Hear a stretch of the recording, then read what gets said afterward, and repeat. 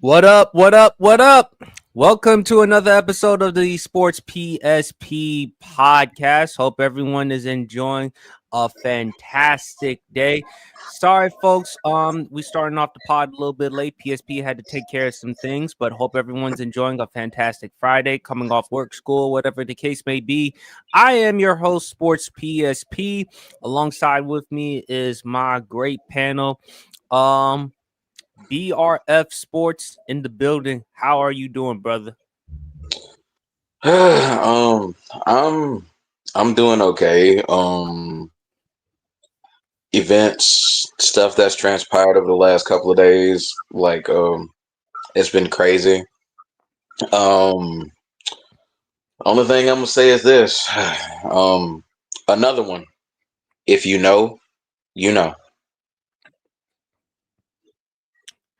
Honestly, brother, I mean, is at a point right now. I mean, I'm not surprised. Unfortunately, with the way we are in this society, it's only gonna get worse. And you ain't the only one who's feeling this way. BRF Champ and I, we've had conversations about this as well. And obviously the tragedy with obviously the situation with Charlie Kirk. Look, man, you don't wish ill will upon his family, especially his wife and his Mhm. kids, because how does one not feel sorry for them because they have to move on without a husband and a father? Although I understand how a lot of people feel about Charlie Kirk, given the things that he has said, but at the same time, I don't wish ill will. I don't wish bad upon anyone. As Champ said it best, he's dealing with his day of judge. He's dealing with his judge. Just like with Hulk Hogan, he's going to have to deal with his judge. So, hey, hearts and prayers go to his family. I understand how some people may feel about him because of the things that he has said, the rhetoric, the nonsense. Two things can be true. Um, it's a really tough time, and I just hope I just hope that it's a learning process for all of us, and we have to do better. I know we keep saying that. I know it's overused, but we have to do better because I feel like with this society, it's not getting any better. It's only getting worse, and I'm just tired. Enough. I'm tired hearing all these shootings. I'm tired hearing about all these tragedies. This is not what we need. Enough of this bullshit. I'm sorry, champ. You want to say something? Uh, I believe what's getting lost in these tragedies is the kids in Denver. I hate that they're Exactly. I hate that they're being forgotten about, and I feel like they're being forgotten about. So look to the people of Denver, and this is not to undermine anyone else, but you know you have to. If you're going to send your thoughts and prayers to one, send it to everyone. Let's be consistent with our thoughts and our prayers. Let's not be inconsistent. So let's send our thoughts and prayers to those children and their parents and their grandparents, their aunts and aunties and cousins. Let's send our thoughts and prayers to Denver as well, because I believe that those kids, their parents, and their community is being forgotten at a certain point, and I don't think we're paying enough attention to them. So let's pay attention to them as well. And another thing that we forgot about yesterday, shout out to the people of New York. It's been 20 years. It's been almost 24 years since 9/11. 24 years since the biggest tragedy in American history since Pearl Harbor. So Oh, let's don't send our don't worry about that, big fella. We haven't forgotten about that. It's yeah, just I'm sorry. I'm sorry, champ. It's just a lot we yeah, dealing with this yeah. society, and of course, we would never forget 9/11. Let's be clear. It's just been a lot because it's just too much. It's like a pile on. It's like a big pile on. It's like a bunch of bricks, and and everybody just keep on throwing them and throwing them and throwing them and throwing them. It's a lot. So big ups to people of New York. We still haven't forgotten about that tragedy. Our hearts and our prayers are still with you because guess what? Although it's been 24 years, you don't forget about the loved ones you lost. You don't forget about the images in your head. And you sure as hell don't forget about the troops that went to war in order to avenge that. So shout out to the people of New York for 9/11. Shout out to the country for 9/11. And shout out to the people of Denver. We love you guys. Send thoughts and prayers. Sorry if my voice doesn't sound as upbeat as it normally does. I know everybody's used to hearing the jokes and the kindness and the upbeatness, and we'll turn that on in a minute. But now it's time for some seriousness. Let there be no conflict anymore. No more. Stop the violence. Let there be no more conflict in America. We love each and every last one of you. Thoughts and prayers with everyone. Let's have a quick moment of silence real quick.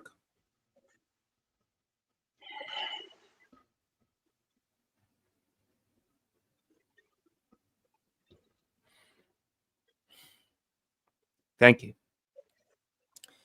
Again, hearts and condolences go to Denver. Again, yesterday was the 24th anniversary of 9/11. Hearts and prayers go to the families who lost loved ones. And look, Charlie Kirk, whether you like him or not, whether you agree or disagree with his political viewpoints or standpoints, 31 years old. Young. I don't think people realize or understand how young that is. And of course, prayers and condolences go to his family, because at the end of the day, regardless of how you feel about Charlie Kirk, the individual, and rightfully so, because like BRF mentioned about Hulk Hogan, even though we can criticize Hulk Hogan, Terry Bollea, the human being and the person, but at the same time, how does one not feel empathetic or sympathetic for his family?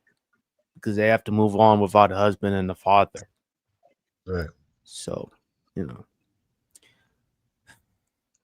just I hope it's a learning lesson for all of us. Don't take life for granted, and enough with the violence, because the last thing we need is more hate, because I feel like we need more love. We need to be united. We need everyone to be united. Just cut all this nonsense and this foolishness out, because where's that getting us? Nowhere. Matter of fact, the only thing is getting us is far worse than we need to be, and we shouldn't, because we have a lot to look forward. And like Champ always says about the children are our future. Children are our future, and they don't have the opportunity for them to continue to move on with their life. And with church people, I mean, if you can't feel safe at a church, at a school, I don't know what to tell you.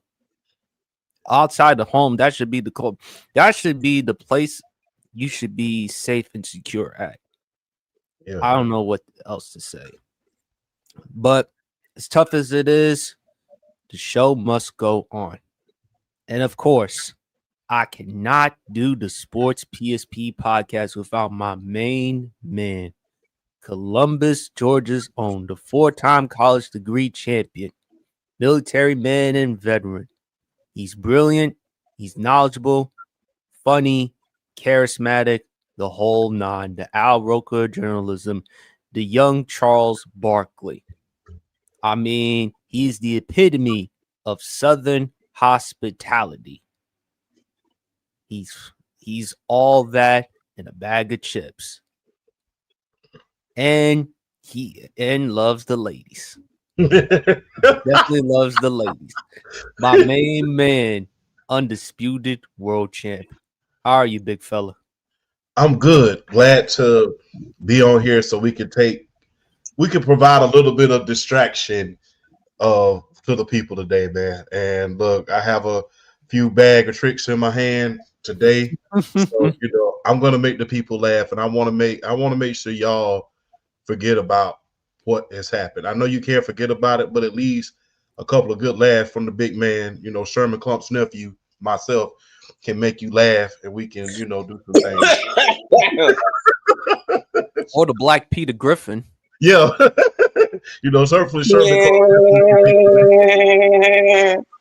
Hopefully Sherman Clump's nephew today can make y'all laugh, man. Hope that made y'all laugh too. So, man, let's do some things. Let's Let us take your mind off your day. Kick back, relax, have you a brew, whatever you do, and enjoy the show, man. PSP got a hell of a lineup for y'all today, man. Thanks for that introduction, by the way. That's wonderful right there, man. Much love. That is amazing. Well, that's why you undisputed world champ. And for those, man, I know what I'm eating. I'm eating some curly fries from Bunny's. That's a restaurant and bar located in South Orange, New Jersey. So stop by the Bunny's, go get yourself some good food. Shout out to the waiters and waitresses down there. Is that a gentleman's club? No.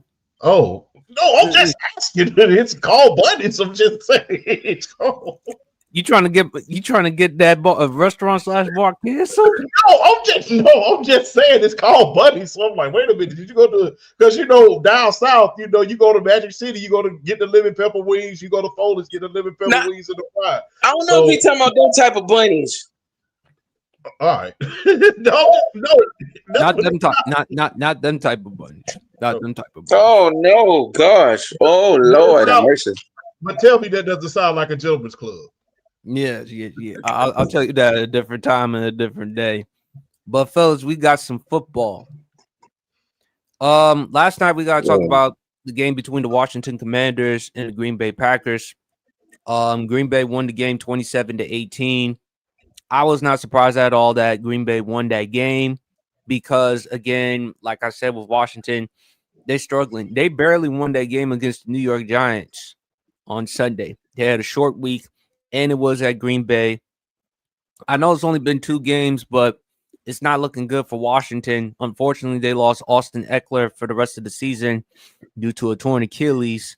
So now the rookie running back, will be the starter because, again, they traded Brian Robinson Jr. to the San Francisco 49ers. Jayden Daniels, I still believe in him. He's still our guy. Let's be clear. But again, I do believe he is suffering from what they call sophomore slump. Green Bay, again, they made the right decision by trading Mike to get Micah Parsons. Even though Micah Parsons is not putting up 1.5, 2, 4, 5, 6 sacks, his impact, what he means to this team, says a lot. Jordan Love has been playing sharp very efficiently. Unfortunately for their wide receiver Reed, broken collarbone. And I mean, a lot of injuries so far, man. But Green Bay won this one. It was a short week. I thought they were going to handle their business. BRF, I'll let you go first. What were your thoughts on last night's game? I said in the offseason, after they got Micah Parsons, I said Green Bay vaulted into being the second best team in the NFC. And so far through 2 games, they've proven me right. Micah Parsons is doing exactly what I said he would do for that defense. He's unlocking everybody and making them better. He's going to get his, but he doesn't necessarily have to get his sacks to create the full-on impact. What you're seeing from that defense, that entire front 7 is flying around, creating havoc. Micah Parsons is creating way more one-on-ones for them to get opportunities to make plays, whether it be the run game or rushing the passer. The DBs so far have been able to fly around, make plays a little bit because they have a bona fide stud in Micah Parsons who's going to make it easier on them. He's going to speed the clock of the quarterback up, making throws he doesn't want to make or getting him off his spot or making throws earlier than he wants to make. And, the defense is flying around and they're making plays. Micah Parsons is doing exactly what I said. I felt like a guy of his impact would do for the Green Bay Packers, who were honestly just like a true, legit, game changer, game wrecker away from really making noise in the NFC. Rashawn Gary is a really good player, don't get me wrong, but he's not a Micah Parsons. Micah Parsons has come in and has just blown the doors and has opened everything up for the Green Bay defense. As for that offense, Jordan Love, I mean, what can you say, man? Dude's gone over 200 pass attempts without an interception. Dude is playing some unbelievable ball. And hit like his last 9 games, if you date back to last year, he ain't thrown a pick. Like last 9 games, like almost 1,800 yards passing, which ain't the greatest total in terms of passing yards, but he ain't thrown a pick. So you have to shout that out about Jordan Love. Josh Jacobs doing Josh Jacobs things. And I think the big thing, Tucker Kraft is ascending. Tucker Kraft as a tight end is ascending. I mean, he's like become like one of the more underrated players in the league, regardless of position. Tucker Kraft is coming. He is ascending. The game he had was tremendous. I mean, putting up over 100 yards. I mean, the dude is legit. The dude is flat out legit. 6 catches for a $124 and a TD. Exactly. Tucker Kraft is every bit legit. He is good. He like I said, he's ascending among the tight end ranks in the National Football League. I think the biggest thing with the Green Bay Packers is their wide receiver depth. Because I mean, you got Christian Watson. He's trying to come back from his injury. You know, from his knee injury last year. You lost Jaden Reed to a broken collarbone. So now you're looking at guys. So basically, and I will say this though. Having a guy like Matthew Golden, even though he's a first round rookie, but he's talented. He's uber talented. But yet you still got Romeo Dobbs who could come in and make plays. You have Dontavian Wicks who can come in and make plays. They still have a pretty good wide receiver core, even without Christian Watson and Jaden Reed. So Green Bay has depth pretty much everywhere you really need it in order to make a strong run at possibly winning the NFC Championship. I said they were the second best team after the Micah Parsons trade, and so right now, so far, so good. As for the Washington side of things, I mean, the NFL has a little book on Jaden Daniels. I mean, it's pretty much what it boils down to. The NFL has a book on him, and they're adapting to him a little bit, but at the same time, though, I feel like with a Jaden Daniels, this is one thing that people have to understand as far as like players like him. Even with the NFL developing a book on him, having tape on him, he's still one of those type of athletes where just because the NFL may have a book on him doesn't necessarily mean your team has the defensive talent necessary to stop him. You know, a team like the Green Bay Packers have the speed on defense now to, kind of mess with a Jaden Daniels. You know, you look at teams like Green Bay, you look at teams like Baltimore, you look at teams like that who bring speed in the front seven, who you can kind of, you like Green Bay has like a Micah Parsons who you can kind of like, if you want to use him as a spy every so often, if you want to move him around. Same thing with Rashawn Gary. He's an athlete in his own right. They have guys who can kind of spy and kind of key in on Jaden Daniels to where he might not necessarily make a lot of those plays outside the pocket, or like if he wants to run. It's like I said, it ain't necessarily about having a playbook on him. You still got to have the defensive talent. You still got to have the speed necessary to corral him. And it worked in Green Bay's favor last night. But I'm not gonna. I still think Washington still has a shot to get to the playoffs and make some noise. I still think they have an opportunity. I think that there are things that are going on with them that can be corrected. Shout out to Deebo Samuel. We can't talk about him. We can't talk about him right now, at least through the first 2 games. He's balling. He's playing good ball. He's playing good ball right now. We can't talk about him right now. He's doing it all. You know, he's not. That's because he stopped hanging out with Champ. Well, I mean, yeah, we stopped. I don't think nothing. I don't think nothing necessarily wrong. Ain't nothing wrong. I mean, I ain't had a chance to formally hang with Champ yet, but I don't see nothing wrong with it. I mean, he still got a long way to go to play that nickname off of him. But I mean, so far so good. So far so good. Krosky Merritt is really kind of making an early name for himself as far as like making an impact in the running game.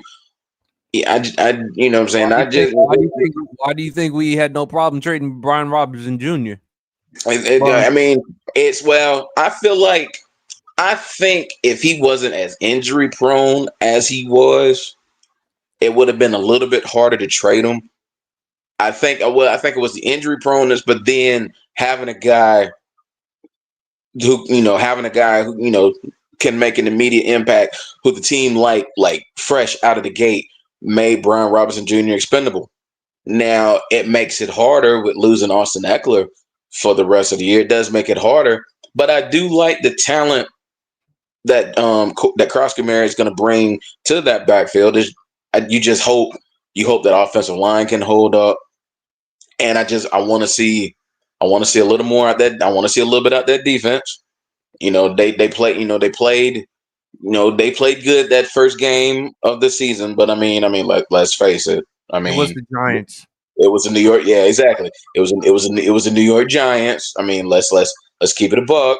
I mean, I think it's safe to say, as far as the New York Giants are concerned, we're counting down the weeks until Jackson Dart's starting quarterback. Let's just keep it a buck. We count down the weeks. It's only a matter of time before Jackson Dart take them reins from Russell Wilson and he's a starting quarterback. It's just a matter of time. But I do see. I see where they can. I don't know. I know as a fan, you're not gonna write off the Washington Commanders yet. I'm surely not gonna write off the Washington Commanders yet. I still think they have a definite opportunity to make an impact and still make noise in the NFC East. I'm not picking them to win the division. I do think ultimately right now they are still. I think until like Dallas really shows me something, I still think right now Washington's the second best team in that division. So I think it's just a matter of continuing, gradually getting better. And now I think it's mainly on Jaden Daniels because the NFL has tape on him. And it's like that with second year guys in every sport. You come in as a rookie, you take the league by storm. A lot of it is because nobody has film, game tape on you. Now it's just a matter of how when the league adapts to him, because now they have a playbook on him, how does he adapt back?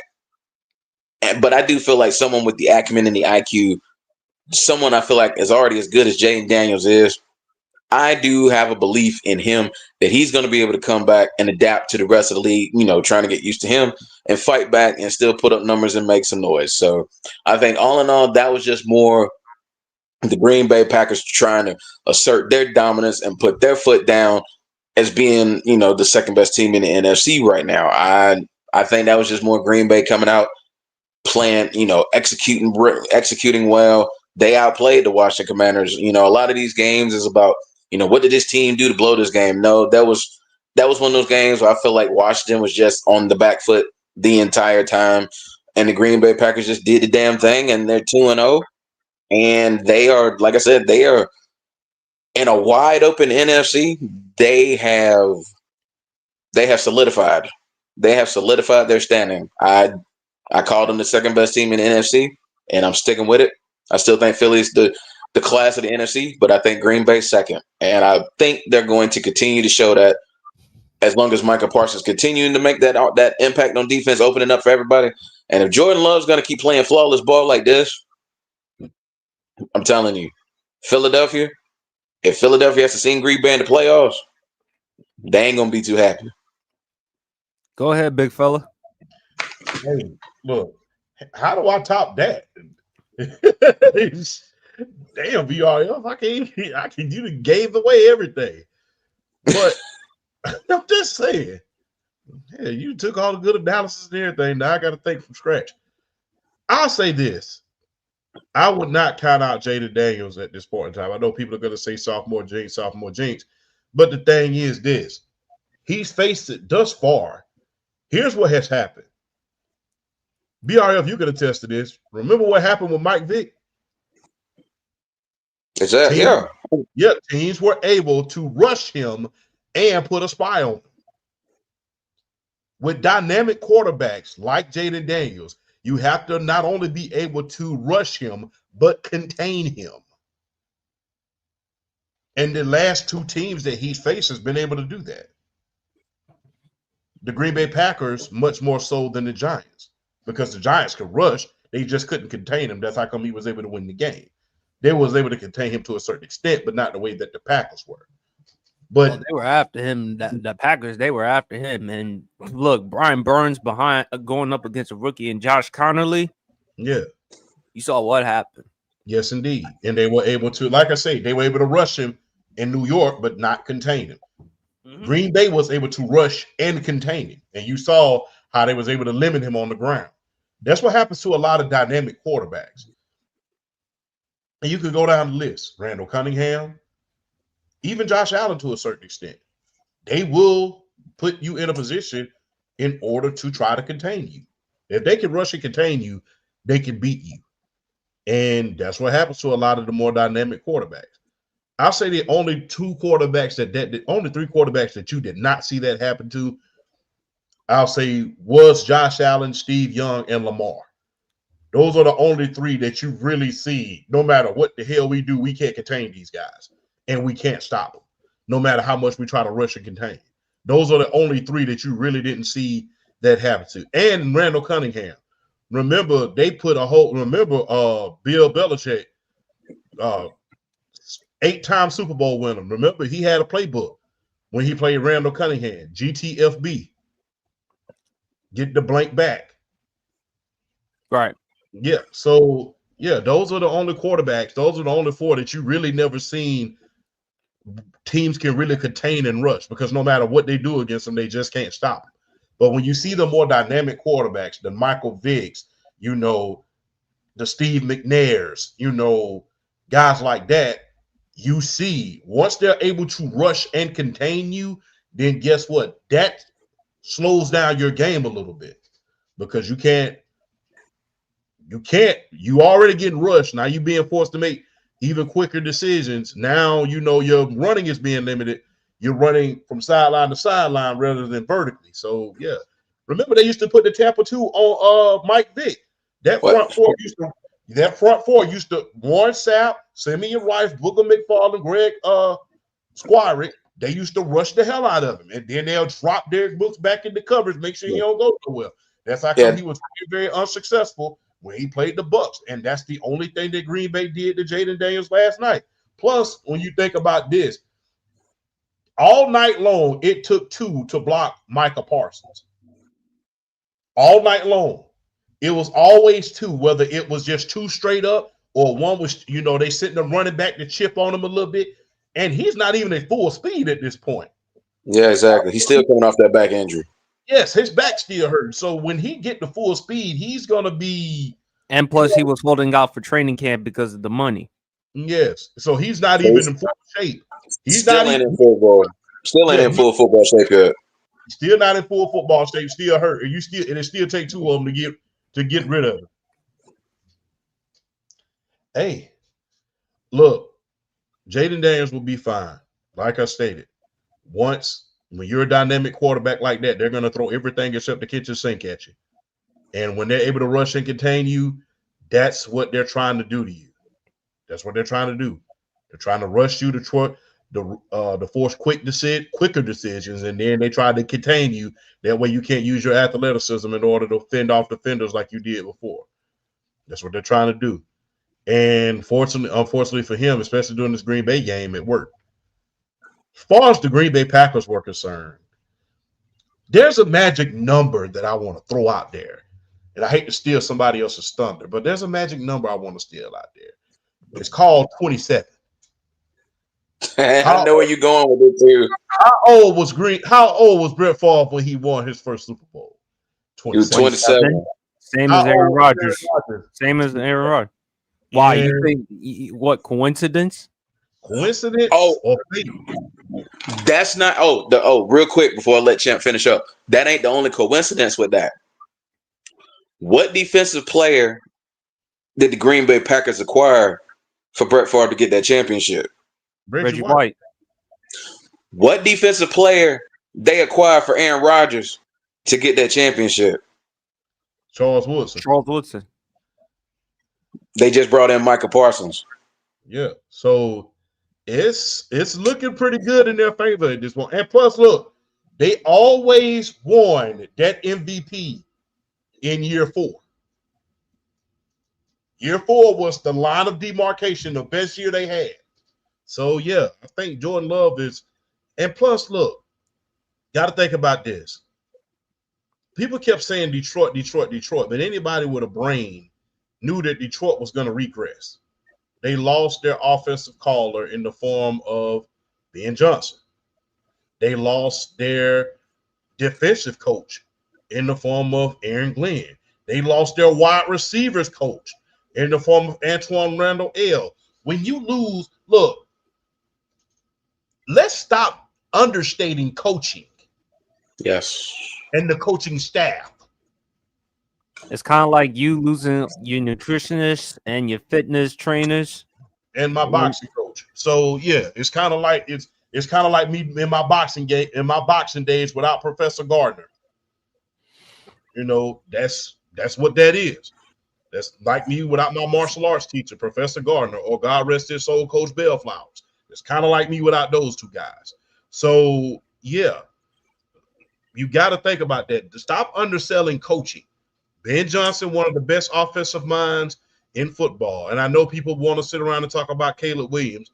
And, you know, Ben Johnson may not be the guy who we thought he was. But guess what? Kyle Shanahan, his first year in San Francisco, he struggled as well. He didn't get right to the second year. So let's pump our brakes just a little bit. Let's stop putting the horse before the carriage. But when you think about the coaching that they lost, and those when you lose coaches, those are hearts and not only minds in the building, but hearts in the building. Aaron Glenn has his passion. Ben Johnson has his passion. Antoine Randall was able to coach up the receivers and prevent the penalties that they were having. Those are things that you cannot understate. So you knew that they were going to take a step back. There's still the verdict out, although he had one hell of a game this past Monday night in the fourth quarter. There's still verdicts out on J.J. McCarthy. Can he do this every game? Although he has the best receiver in the league in Justin Jefferson. There's still, like I said, I've already mentioned Caleb Williams, but yeah, you have to think about those things.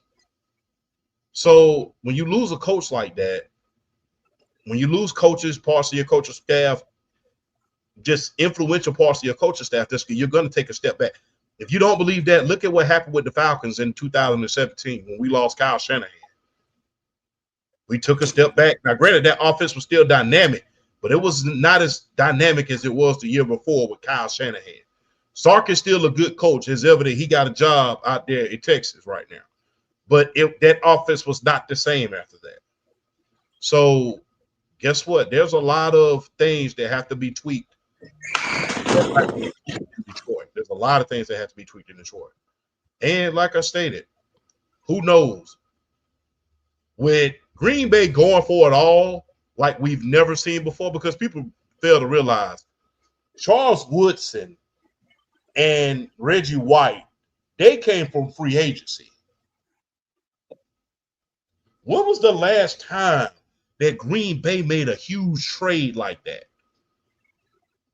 They traded probably two the biggest first-round one. picks. Yeah, that's probably the biggest one since Favre. Probably the biggest one since they made the Favre trade. Exactly. That's the biggest one. Two first-round picks and a defensive tackle, all from Micah Parsons. Yes. So, yeah. And so this is the first time that you ever – because remember, they don't usually make trade. They draft and develop their players, which they do a hell of a job of, especially at the quarterback position. So with them going for it all, don't be surprised if they make another move if they have another injury at the wide receiver. Tyreek Hill comes to mind. I don't think. Let me preface by saying this: I don't think that they would take it that far unless they're able to get him for like a third, considering a lot of things that's going on with Tyreek Hill, a lot of the players only meetings and stuff like that. But don't be surprised. Not to mention the accusations he's dealing with. Yeah, I was trying to skip over that, but yeah. No, but we can't disregard that. Yeah, we can't skip over. Tyreek Hill would be the absolute prize gem of the trade deadline if it wasn't for those accusations. Yes, indeed, and he probably still would be considering his football ability. And yeah, exactly. As good as he is, he probably still will be the diamond that everybody's going to want to acquire at the trade deadline. But yeah, boy, if I'm a team and I need a wide receiver, even with Tyreek Hill possibly being available, because Miami's not going to be good this year, you still look at them accusations, and you still gotta take a step back. Oh, Tucker Kraft, he plays tight end. Yes, he does. He's a tight end. He's a tight end. Damn, I thought he played wide receiver the way he played. That's why I had to shout him out. He's like on the rise, man. He was on the rise last year, and I think you saw it in that game against Washington. He is on the come up, as far as like the better tight ends in the league. He on the come up. There are some He looks like Jordan Nelson. He looks like Jordan Nelson out there. There are some tight ends, champ, that actually look like wide receivers. Very underrated wide receiver that used to play for my Washington team, Jordan Reed, had not been for injury problems. Oh, he would have been a monster. I think Jordan Reed would have went down as one of the greats if not for injuries. Yeah. Also, shout out to Jordan Reed. He's a native of New London, Connecticut. That's where I went to school, Mitchell College. Shout out to the good people at Mitchell College. But, champ, it tells you a lot more about the Packers and how so far they've won this trade.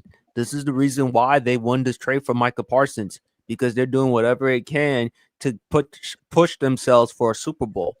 Dallas, we expect them to get draft picks and all that other stuff, but still no words that going to get them. In the great words of the what's the general manager for the LA Rams? You know what he had? Remember when they won that last Super Bowl? You remember the T-shirt that he wore? You talking about Snead? And wasn't that Les Snead? Yeah, Les Snead. Remember the shirt he had on? You remember what shirt he had on after he won that Super Bowl? Man, F them picks. Man. Yeah, I remember that. F them picks. And they still win it even without them. So they was able to draft Puka Nacua, you know, a lot of other players in the late rounds, and they still ain't missed a beat even without the picks that they had. So, exactly. But that's the thing, champ. When you have culture and cohesion, when you have all the right ingredients, hey, you going to win. You gonna make. I mean, it's like dinner. You gonna make yourself a full course meal. The Packers, they're doing their thing with Micah Parsons. The offense looks really steady. Jordan Love has been playing very well. I think if as long as Jordan Love plays consistent, they really have a good enough chance. They actually had a good enough chance his first year as a starter. Remember, because they lost that game to the San Francisco 49ers in the divisional round. They had a big lead at one point. Had not been for those turnovers, they would have won that game. So they may have a good enough chance. Because if you look at the Eagles, even though some people would say the Eagles are going to win the division, when is it that a team in that division has won it back-to-back years? And you know, even though Jalen Carter's coming back and we expect them to beat the Kansas City Chiefs. Sorry, just throwing it out the record. We expect them to beat the Kansas City Chiefs? Yes, because here's the thing. Patrick Mahomes also lost Xavier Worthy. He also doesn't have Rashee Rice. Travis Kelce is in the decline right now. He's getting up there in age. Only thing you can say, I can understand to your point, BRF, favoritism with Kansas City, you know, the refs, things of that nature. But I expect the Eagles to take care of business. Plus, Jalen Hurts. Honestly, it's not even really favoritism. It's just that, like, it's like we saw this with the New England Patriots. It's like when they're having like a little downtime and it's the perfect opportunity to maybe kick some dirt on them. That's when they come back and they slap the hell out you. So it's like, I'm not. Should Philly win the game? Yes, but it's the Kansas City. It's Patrick Mahomes and the Kansas City Chiefs. We got to see him do it again. You remember that year that I think the Patriots started 0-2, and ironically, the New England Patriots played the Kansas City Chiefs, and Tom Brady threw like 3 interceptions. Yes, and the following week he beat the brakes out of Cincinnati. And they was on a roll, and they rolled through that season. He won the MVP that season. Remember, after that game, they was talking about him winning. No, he didn't win MVP that season. That was A-Rod. Say again? Which year was it? A-Rod, 2014. You talking about the 2014 season? Yeah, I think so. Aaron Rodgers. Yeah, that was Aaron Rodgers. That was Aaron Rodgers, but I know he won the Super Bowl that year. My bad. My apologies. My bad. I mean, Pete Carroll and Darren Rovell decided not to let Russell Wilson throw the football instead of giving it to Beast Mode. But hey, Patriots did take care of business. Hey, I'm gonna just be real. If a frog had a square butt and ate mud, he'd crap bricks. But you know, that's just how it goes. Did you get that from Shannon Sharp? No, that's my dad. Because he said if a dog, I mean, I don't know, I don't remember. If a dog had a glass behind, he busts his behind every time he jumped. Yeah.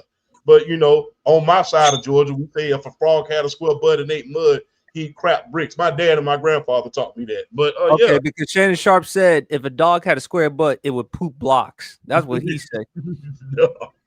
But yeah, and the old sayings. If was a fifth, Boy, we'd all be drunk. them Georgia saying that they find as they reaping their head again. Hey, Yeah, listen, there's nothing better than good Southern hospitality. Nothing better than good Southern hospitality. The South is a good place to be at because, to Champ's point, they can cook, they can make you laugh. yes, And indeed. in the words of Andre 3000, the South still got something to say. Yes, indeed. But I think Jaden Daniels will be fine. Do I expect Washington to make the playoffs? Yes. Absolutely. Maybe they could win the division. Who knows? But I don't expect them to have the type of season. But I do believe Washington will go forward in the future. But we got a big game to talk about Sunday night. I know it was the season opener, but man, the Ravens versus Bills. The rematch of the AFC divisional round. The MVPs, Lamar Jackson, Josh Allen. Last year, Josh Allen won the MVP, although you can make an argument for Lamar winning it. Derrick Henry, outside of that fumble, he was torching the Buffalo Bills. The Bills were trailing like 15 points, and Josh Allen, I'm reading a stat right here. In the fourth quarter, Josh Allen recorded 251 passing yards. Let me repeat that again. That's ridiculous. 251 passing yards, the most by a quarterback in a win since 1996. In addition, he became the first player in NFL history to have over 250 yards passing and 2 rushing touchdowns in any single quarter of any single game, as he helped the Bills erase a 40-25 deficit with 4 minutes remaining. This is just some unreal stuff. And for Lamar Jackson critics, I don't want to hear it. If anyone wants to criticize or judge or put the blame on Lamar Jackson, y'all were watching a different football game. As far as my concern, shut the fuck up. Because I don't know what football game you were watching. You probably were free basing. You probably were like Stephen A. Smith staying on that weed. You probably were on that Hennessy or some shit. Because if anyone trying to say that Lamar Jackson blew this game, y'all don't know football. As far as I'm concerned, go shut the fuck up.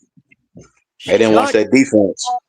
Up. It was their defense. Because how can you justify giving up 251 yards in the fourth quarter, let alone in the fourth quarter? And we talked about Baltimore, champ. We talked about how loaded this team is. This may be the best chance for them to come out of the AFC. If you want to hold Derrick Henry accountable for one thing, that was the fumble. Josh Allen, masterful. Bravo. I mean, to play that efficient in that game, 33 of 46, 394 yards passing, a 112 passer rating in that game. Torching the Baltimore Ravens defense.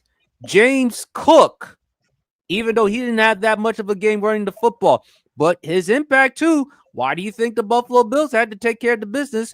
And on top of that, he's from Georgia. UGA, of course.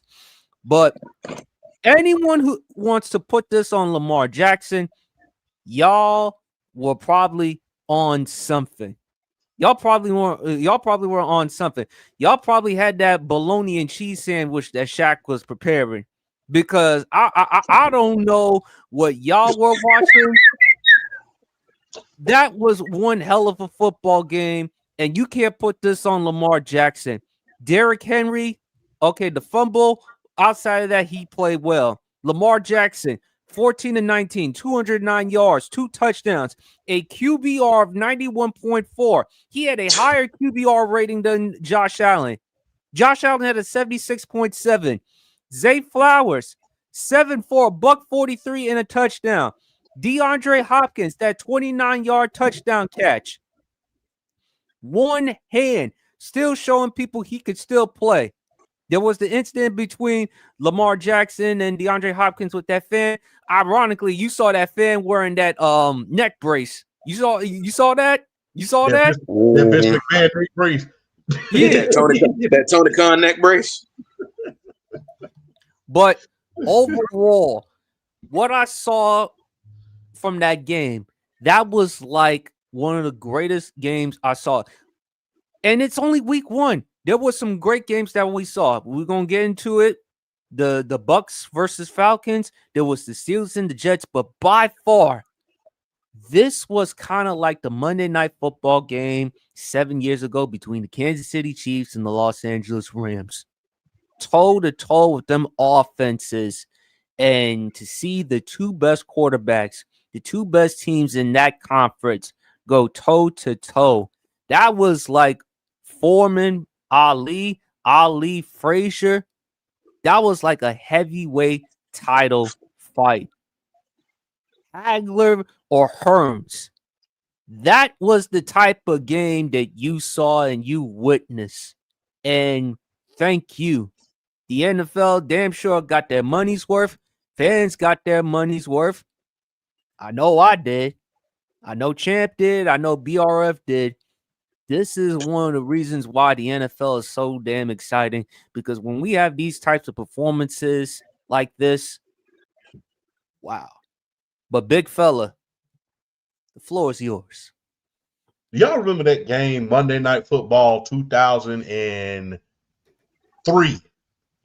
The Bucks versus the Colts. Colts. Peyton Manning, and he came back and he won that game against Tampa. Exactly. And he won it in the last 5 minutes.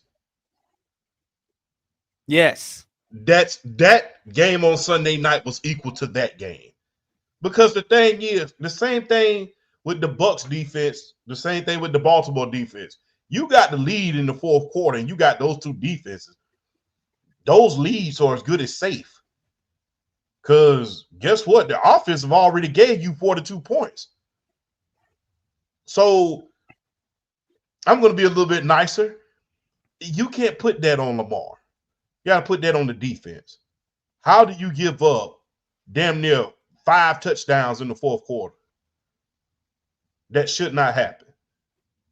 You have some of the best defensive players in the league. You have Raekwon Smith. You have Justin Mitabupe. You have Kyle Hamilton, who just got a huge contract. Zaire Alexander, who got cooked in that game, got cooked like eggs on Sunday at grandma's.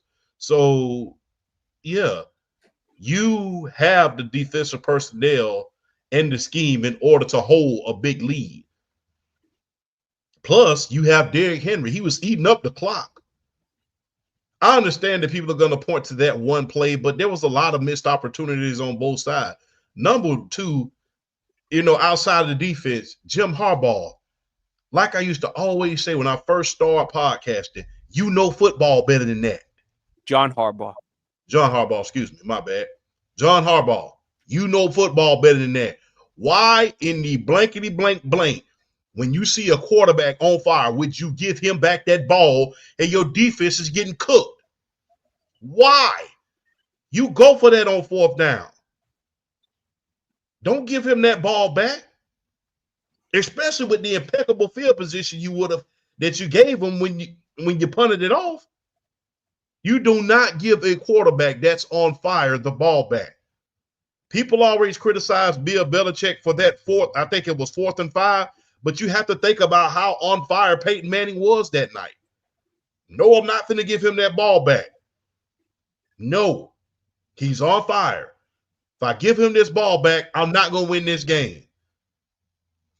So doing that type of situations, you have to do executive decisions. You have to make a decision. No, we're not going to give him that ball back.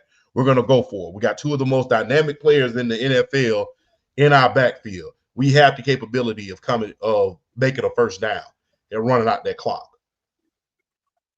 And another thing on the defense, come on. You got look, when you see when the receiver made that catch downfield, you don't tackle him. Let him run in so your quarterback can have a chance to bring you back.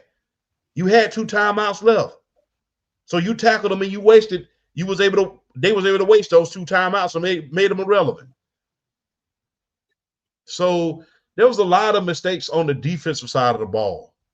A lot of mistakes on the defensive side of the ball.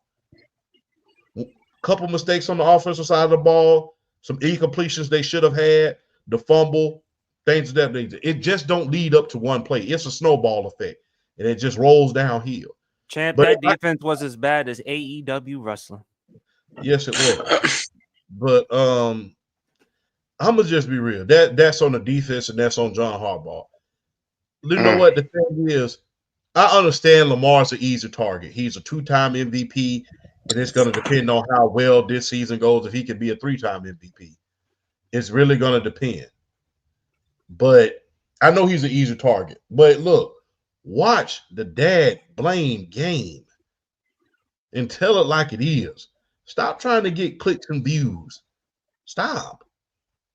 I understand we live in the world where everybody love the hot take, the clicks and the views, and that's all beautiful. That's all beautiful, fine, and well. But watch the game and tell it like it is, not how we want it to be. That was not on Lamar. That was on the defense. That was on Jim and the fumble. That's it. Because like I said, this game was equal to that 2003 game with the Tampa Bay Bucks and the Indianapolis Colts. You have a defense of that caliber, the same way that the Baltimore Ravens, the same way that the Tampa Bay Bucks had. When you have a defense that has 5 damn Pro Bowlers on there, that lead should be safe. That lead should be safe. Unfortunately, it was not. But Josh Allen, hey, keep up the good work. Like I keep saying, I know the younger generation don't like when I say this, but Josh Allen's the John Elway of this generation.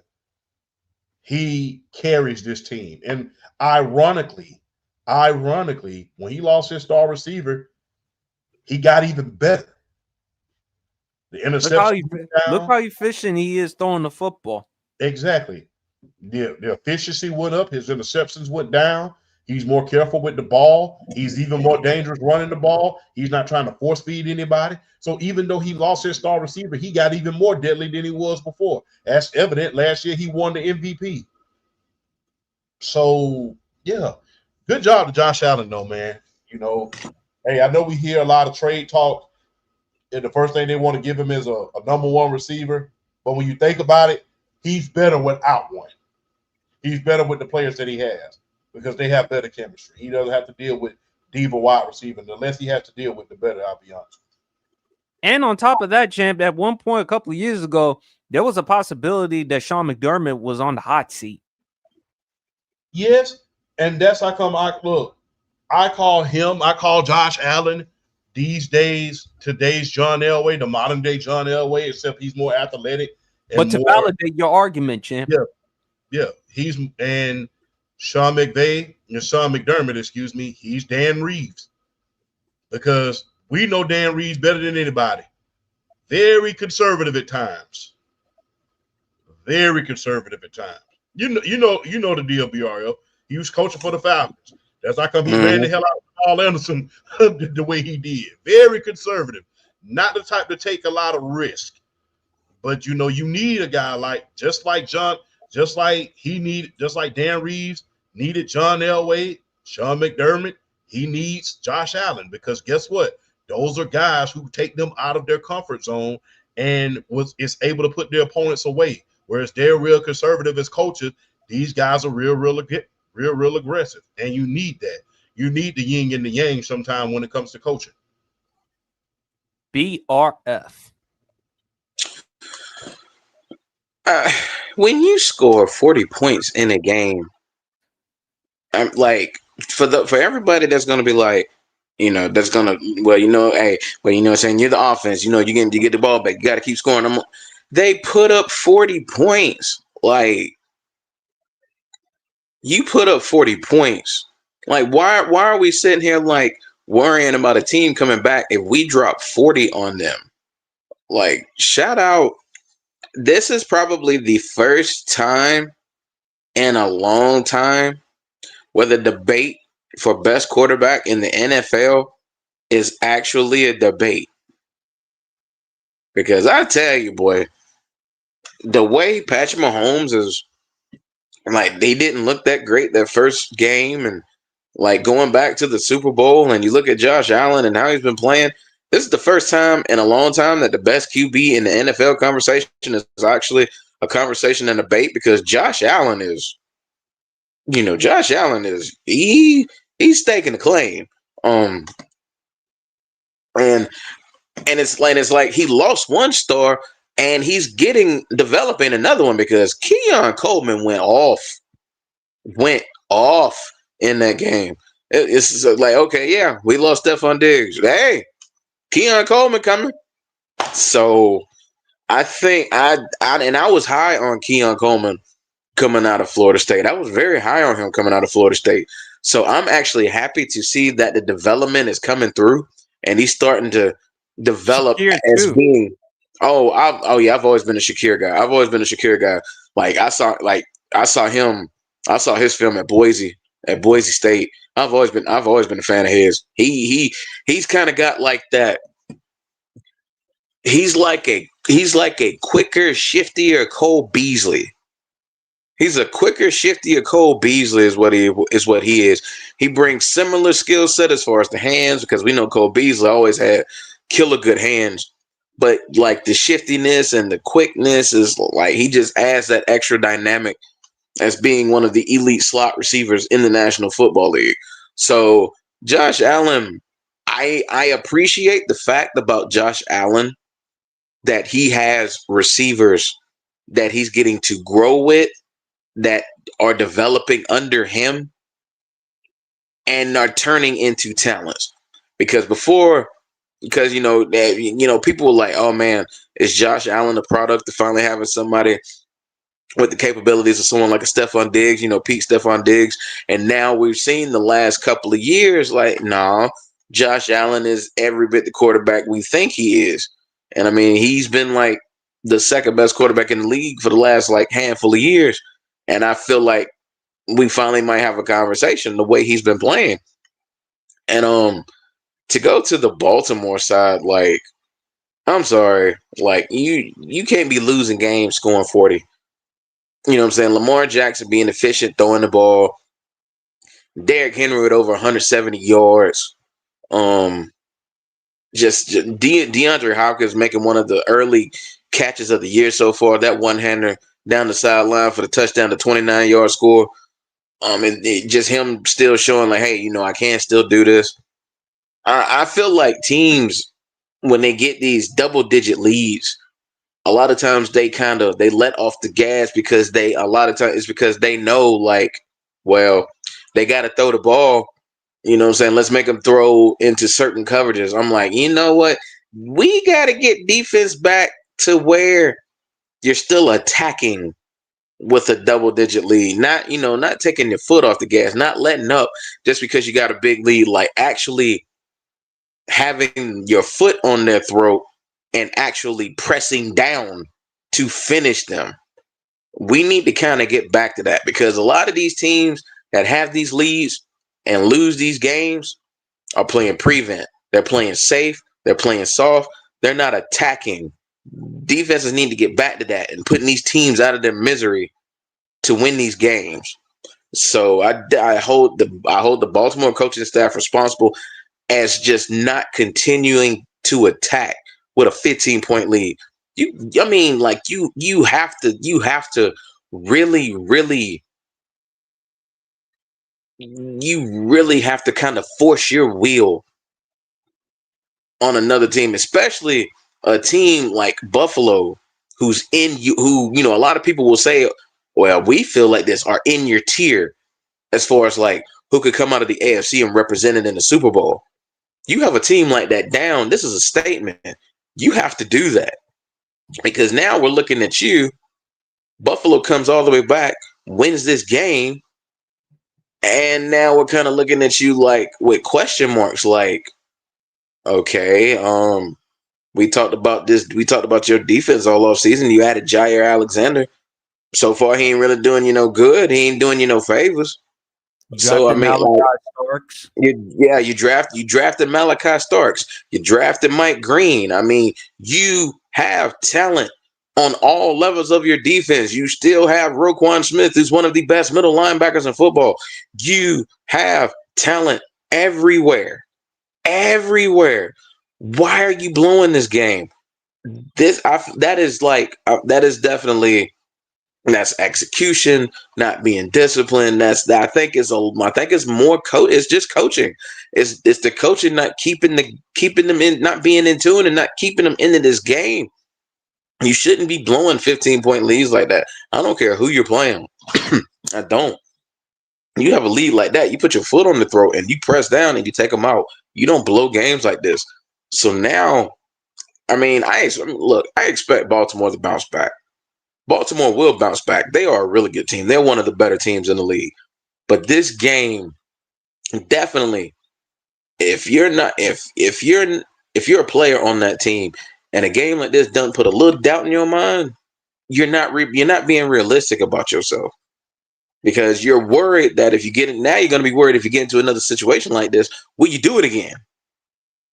So they got to get together as a team. They got to nip this in the bud quick because they're in the AFC North, and it's not like their path is going to get easier. You saw Pittsburgh with Aaron Rodgers. I get Aaron Rodgers for 1 week put all the wash conversations to bed. Because he up and flat out sauteed that New York Jets defense. He lit them up like a Christmas tree. And Cleveland made it very competitive against Cincinnati, although they lost. They lost, but we knew that though. We know that because Cleveland to me is a lot like the New York Giants when it comes to making AFC and NFC comparisons. If the Cleveland Browns have anything, it's a front seven that will scare the bejesus out of you on any given Sunday. It's a lot like the New York Giants with me in the NFC. They might not have much of anything else, but they got a front seven that will scare the hell out of you any given Sunday. And that's what the Cleveland Browns have as far as like with Myles Garrett leading the way for that defense. They play defense. The offense ain't the great. The offense ain't the greatest in the league. That offense ain't the greatest in the world. But that defense gonna keep you in some games, regardless of who they're going against. And this was the Cincinnati Bengals. You know, Joe Burrow and Jamar Chase and T. Higgins and Chase Brown in the backfield. One of the scariest offenses in the league. And you held your own with them boys. Jamar Chase was very quiet this Sunday. Was very, very quiet. Very quiet. So Baltimore is going to have the work cut out for them in the AFC North because now the other three teams are looking at Baltimore blowing the lead like that, and it's like, oh man, we might have a little development going on here. So Baltimore just gave Pittsburgh, Cincinnati, and Cleveland a hell of a lot more confidence as the season progresses. Now, do I still think Baltimore's going to win that division? Absolutely. But I didn't think they were going to run away with the division anyway. Now it's like we might have a dogfight, especially when they going up against teams like Cincinnati and Pittsburgh, who look at them and like we know Pittsburgh's not scared of Baltimore. We know Pittsburgh's not scared of Baltimore. It's almost like no matter what Baltimore does in the regular season, when it comes time to the Pittsburgh Steelers, they're gonna put it on them. And Cincinnati's looking at them like, oh man, come on. Look at what Jamar Chase did to them in 2 games last year. Look at what the offense did to that defense in 2 games. So Baltimore's gonna have a dogfight in that division. So they need to get it together as a team. They need to get it together as a team quick. So that game just it put a lot of questions in the air. It opened a lot of eyes as far as like what both teams can potentially be.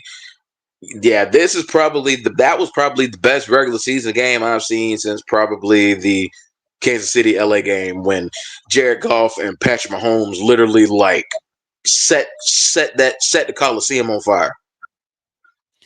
I'm reading this tweet right here from Josh Dubow. He is the Associated Press sports writer. John Harbaugh's 17 blown double-digit leads in second half are the most since at least 1991. Wow.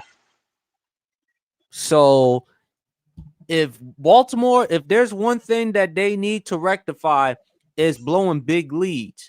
And BRF Mhm. and Champ, there's one thing you can definitely speak on because of the Atlanta Falcons, not just because of the 28-3 Super Bowl, but also other leads that y'all blown in the regular season.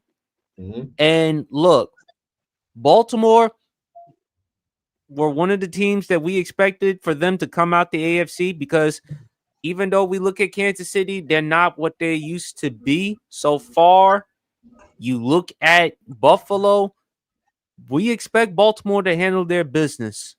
And for them to lose in the fashion that they did, coming off that more than disappointing playoff loss to the Buffalo Bills in the divisional round, you would have thought this would be a statement game to get back against your team. And the Bills just took their heart out of their chest. Josh Allen, what more can you say? If the season ended today, he would win league MVP. If the season ended today, because he's the reigning MVP, and for him to do what he did, you can't say anything about it. Keon Coleman has stepped in 8 catches for over 100 yards, 111 yards, and a touchdown. James Cook, he justified why the Buffalo Bills need to keep him because you need to help out Josh Allen. Even though Josh Allen is 29 years old, you still want to keep Josh Allen for the next decade or so. So the way to keep him fresh is by having a running back who can run the football. And what better way with UGA? Because they know how to transition with running backs. Todd Gurley, Sony Michel, Nick Chubb. You know, Herschel they know Walker, Garrison Hurts, they know how to Terrell produce. Davis. Terrell Davis, they know how to produce running backs. And the thing is with Buffalo, man, it's hard to play at that place, especially with that fan base. But I'm happy for Bills Mafia because despite that incident with DeAndre Hopkins and Lamar Jackson, I don't think you can name a classier, more good fan base than Bills Mafia. Even when Mark Andrews had that drop catch and he received a ton of criticism, Bills Mafia even donated to his charity or donation. And they've done it with a lot of people. So I'm happy for Bills Mafia, man. But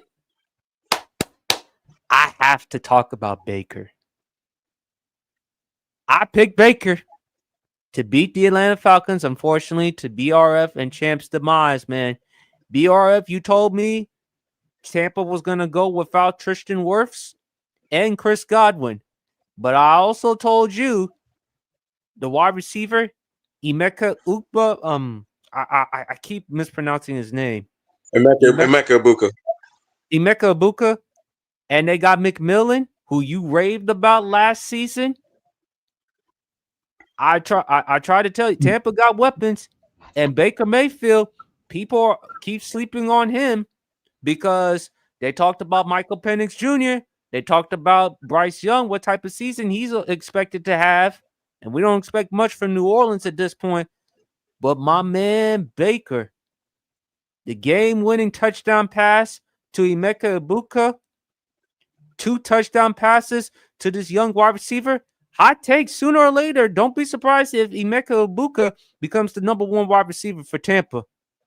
Considering Chris Godwin's durability history, and even though Mike Evans is consistent, 32 years old, don't be surprised if Emeka Ibuka becomes their number 1 wide receiver for Tampa sooner than later. Bucky Irvin, their offense was loaded, and they had to do it without Tristan Wirfs and without Chris Godwin. Baker Mayfield showed you once again he is a top 10 quarterback in the NFL. I give a lot of credit to my main man, Undisputed World Champ, because we talked about how much Cleveland underestimated Baker, how they treated him, how they said they wanted an adult in the locker room. Baker Mayfield, I don't know if you're not convinced from what you've seen from Baker Mayfield so far. I don't know what to say. The past 2 seasons, back-to-back Pro Bowl seasons, over 4,000 yards. He was in the top category for touchdowns last year. Helped the Tampa Bay Buccaneers win the division twice. Pro Bowl caliber seasons. Tampa is a good enough team. Now they still got some issues with the defense. Unfortunately for Atlanta, the kicker, missed the game time one. Pretty uncharacteristic because he's known for making those types of field goals. And that's been pretty characteristic of him the last year plus. He's blowing some games for us. Yeah, but before last year, in the past. Oh yeah, true. But you can't. I don't. Me being a fan, I can't give him passes for what he did before last season. I can't give him passes. Michael Penix Jr., to his credit, he played really well. That last drive, you can't ask any more from him on that last drive. But BRF, what are your thoughts on the Buccaneers Falcons game? Michael Penix is him. Point blank period. Michael Penix is him. Michael Penix threw for 298 yards, scored that game time touchdown.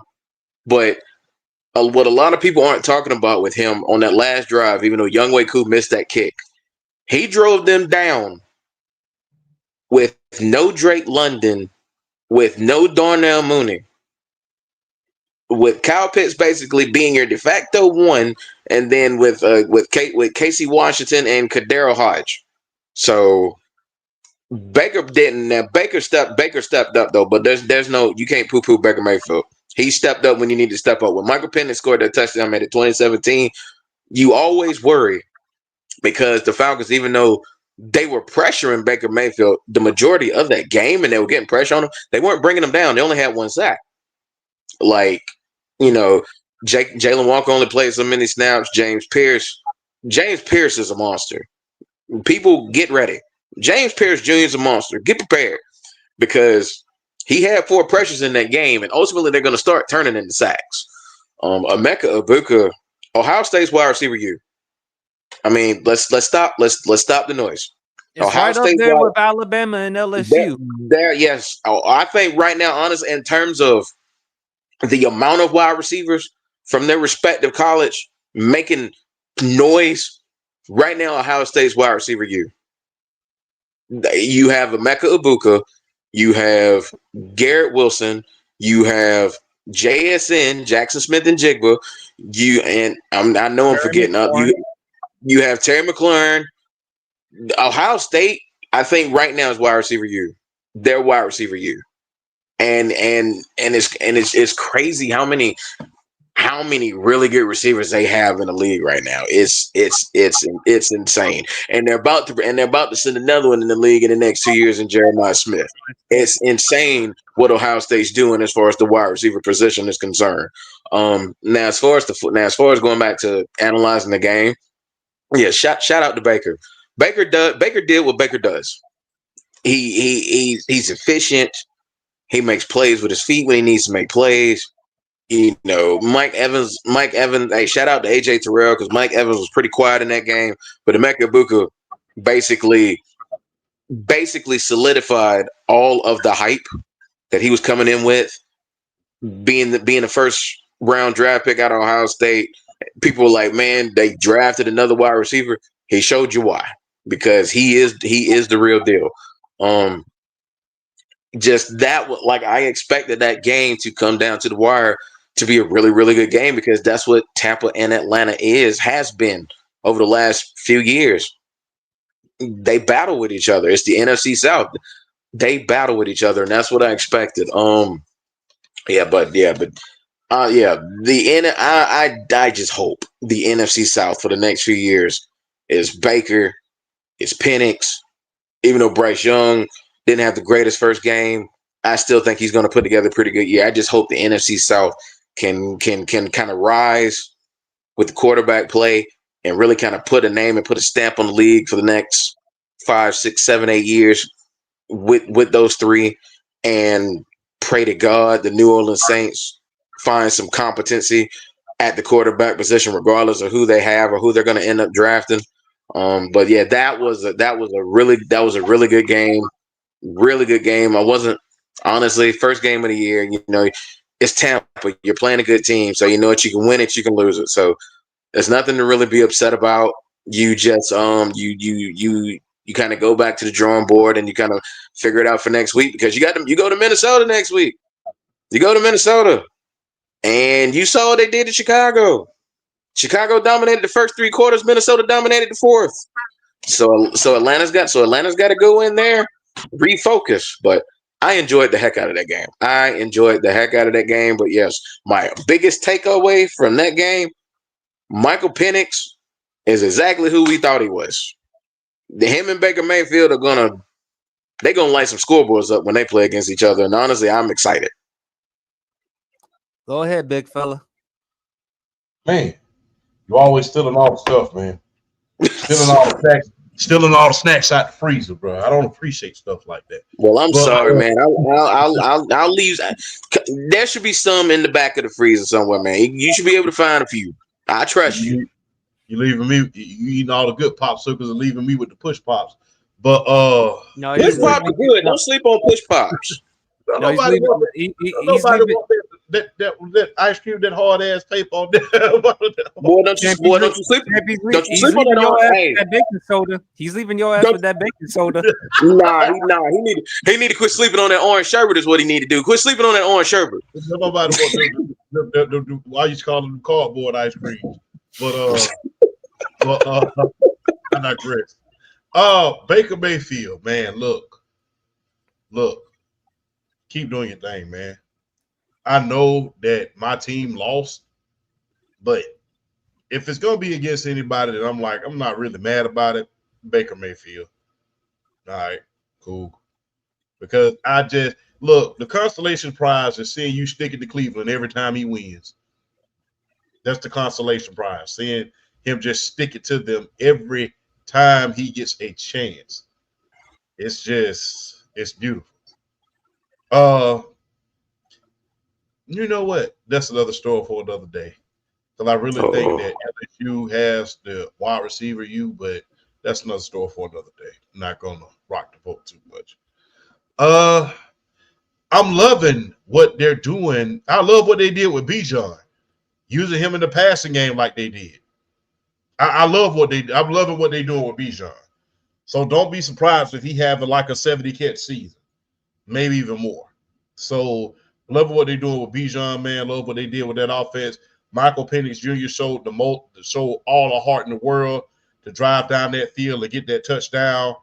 I mean, put his whole body and his heart on the line in that last drive. It just was not to be. So I'm seeing a lot of things that I do like, man. Hey, let's not forget, man, the most pressures in the NFL by rookies come from where? The Atlanta Falcons. Because James Pierce and those rookies was rushing them. So I'm liking what I'm seeing, man. I know more victories are for minor league coaches, in the great words of Sean Carter, but the thing is, I'm liking what I'm seeing as far as how they're using Bijan, how they're using how the other wide receivers are being used, how Kyle Pitts was being used, how they're able to incorporate Tyler Aguilar in a lot of different things. So, yeah, I'm liking what I'm seeing with Atlanta. I'm waiting to see how they're going to incorporate in and bring it in as a whole. We all know the first game of the season is always you going out there and getting hit. You know, that's what we used to call as athletes the hit game, man. That's the hit game. Let's go out here and get these jitters out of the way, run the offense the best way we can, try to win the game. But this is the first game of the season. So I'm liking what I'm seeing out of Atlanta. But, Baker Mayfield, I would love to see him being put in MVP conversations as well later on in the year. I know we all love Josh Allen, Lamar, but if he was to win that MVP, and on top of that, win a bowl, win that just that'll put the cherry on top of not only him validating he was the right guy for Cleveland. But, him being the first overall pick, because remember at one point people were calling him a bust, although anybody with eyes knew that wasn't his fault what happened in Cleveland. But liking what I'm seeing on both teams, man. Can't argue. Look, I'm going to say this before we move on. Ladies and gentlemen, every team that keeps stacking up on wide receiver, every team is not Detroit of the 2000s. I know that seeing wide receivers and seeing teams like Tampa pick wide receiver after wide receiver in the draft kind of makes people cringe a little bit because everybody remembers the debacle that happened in Detroit. 1 year they picked Charles Rogers. The next year they picked Mike Williams. The next year they picked another wide receiver, and they finally got it right. They finally got it right when they picked Roy Williams, and then he was brilliant for about a year or so. Then they moved on from him, and they finally got Megatron. Every team is not the Detroit Lions of the early 2000s when it comes to picking wide receivers. Tampa Bay, every time they drafted one, they got it right. They've got it right. So, hey, I know we kind of cringe when we see a team kind of stacking up on wide receivers, but hey, when you got a quarterback like Baker Mayfield, and you're going to be airing the ball out like a ceiling fan, you gotta get the wide receiver that he can get the ball to, man. This ain't nothing new. He's been airing it out like that ever since he was in college. So you got to get him the weapons so you can stick to his strengths. So I have no problem with them picking wide receivers. Like I stated, this is not a Matt Millen run football team, and these wide receivers that the Tampa Bay Bucs are drafted, they can play. They can play. It goes to show you that coaching and culture, and Baker has found that in Tampa. They have completely rejuvenated his career. Sean McVay before Tampa did also a good job with him as well. That just tells you the importance of coaching. The offensive coordinator, who's now the head coach for the Jacksonville Jaguars, he's working with Trevor Lawrence. So if he can get the most out of Baker Mayfield, we would like to expect that from Trevor Lawrence, considering the hype he had coming out of college. Remember, he was projected to be the next Andrew Luck. And with Baker, man, he's loaded with talent and weapons, and he has a strong enough arm. Baker's not the most mobile athletic quarterback, but he's more mobile than given credit for. Yeah. And Bucky Irvin, and again, they did it without Tristan Wirfs. So imagine with Tristan Wirfs coming back. And Todd Bowles, he's done his part keeping Tampa steady. So you got to give credit to this team. But Atlanta, I loved what I saw from Michael Penix Jr. What you saw was a glimpse of what he could potentially be, and this is why they drafted him. I'm not saying he's going to be the next, but if there's anything for Atlanta fans to fantasize about the second coming of Michael Vick, it's him. Not just because of the fact that he's left-handed, but coming out of college, obviously a better passer than Michael Vick, but he can move. Not as athletic as Vick, but still athletic enough. And with him and Bijan and with Drake London, the X factor to me is Kyle Pitts, because this is a make it or break it year for him. And the defense, how they going to be, again, because now Matthew Judon is no longer there anymore. But I love what I saw from Atlanta. And this is going to be a really exciting season. But, fellas, let's talk about a big game that we saw Monday Night Football. The Vikings versus the Bears. J.J. McCarthy struggled in the first half of the game, particularly early in the third quarter when he threw the pick six. But then somehow, some way, he found a way to snap out of that rust and played lights out. It looked like he was like Michael Jordan in the fourth quarter for him to come back and help the Vikings win that game. Caleb Williams, again, the interesting thing I wanted to see was how he would be with this new offensive line and with Ben Johnson as the head coach. Last year, he was the most sacked quarterback in the NFL. We wanted to know if he could get rid of the ball quick. As you always say, champ, quarterback cannot throw behind his back. The Bears have done their part surrounding him with offensive line, particularly Joe Thuney. I think that Caleb Williams, he played okay. There were some overthrows. And by the way, he's got to work on that area in his game. He and Bo Nix, that's an issue that they have as far as with the incompletions. Would I like to see DeAndre Swift run the ball a little bit more? Sure. After all, he comes from the University of Georgia. But I got to give a lot of credit to J.J. McCarthy. I thought Kevin O'Connell did a good job utilizing him. Excellent play calling. Justin Jefferson didn't get enough targets early on in the game, but he got them when it counted most. 27-24, very convincing game. I liked what I saw from Minnesota. And it's not just Green Bay. Minnesota also can compete as well, too. This is one of the reasons why they had no problem moving up in the draft to take JJ. Because even after what Sam Darnold did for them last year, and shout out to our guy Kieran because he called it out. He said that Sam Darnold was going to have a big-time year, and he was right about that. But again, J.J. McCarthy coming back from the injury, this is, to me, is actually his rookie season. I made the argument, heck, the NFL should take a page out of the NBA's book by having players who didn't play their actual rookie season play the following season as a rookie and let them win. You saw that with Blake Griffin. You saw that with Ben Simmons when they didn't play their actual rookie seasons. They played the following rookie seasons and won Rookie of the Year. That's what the NFL should do and should incorporate, make it more exciting. But overall, it was a really competitive game. I would have liked to see Caleb throw the ball a little bit better. Too many overthrows on his part. But I liked what I saw. Really competitive game. And it's not just Detroit, because people talked about how they're going to win the division, how they were going to do this, how they were going to do that.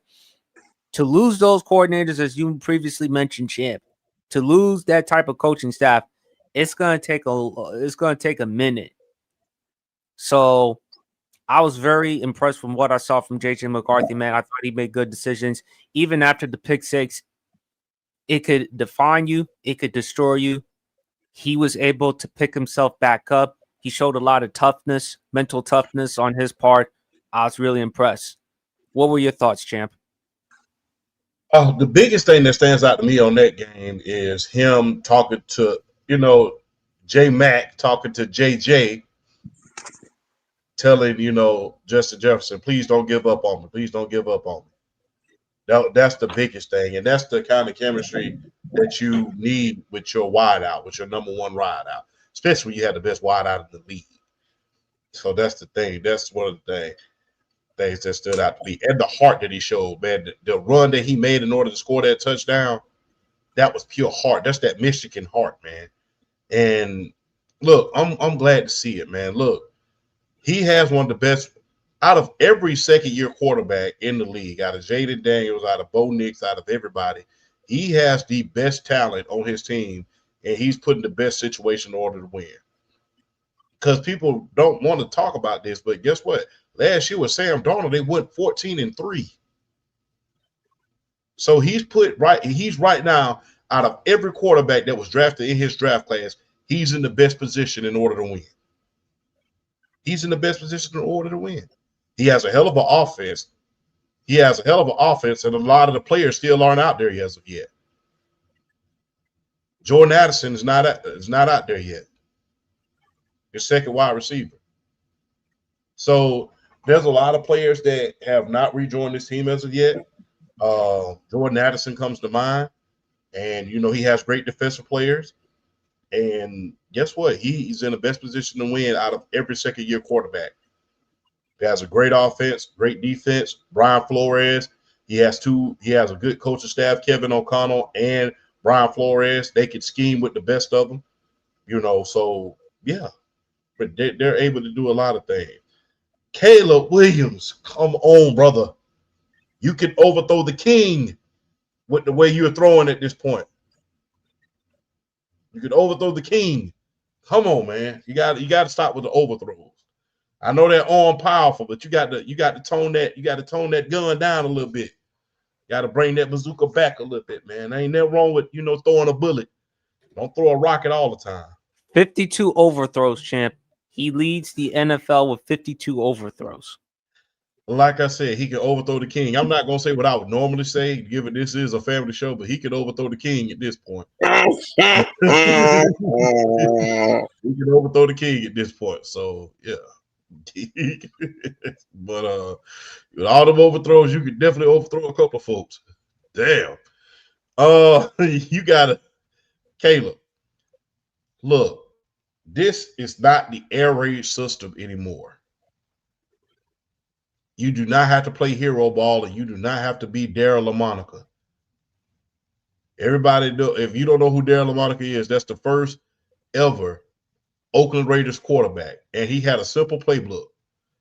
And they ran it simple. Al Davis ran a simple playbook with him. The first play, a bomb. The second play, a bomb. The third play, a bomb. That was how the playbook went with Daryl LaMonica. So let's stop trying to play hero ball and score a touchdown every single darn play. You got to take your time out there.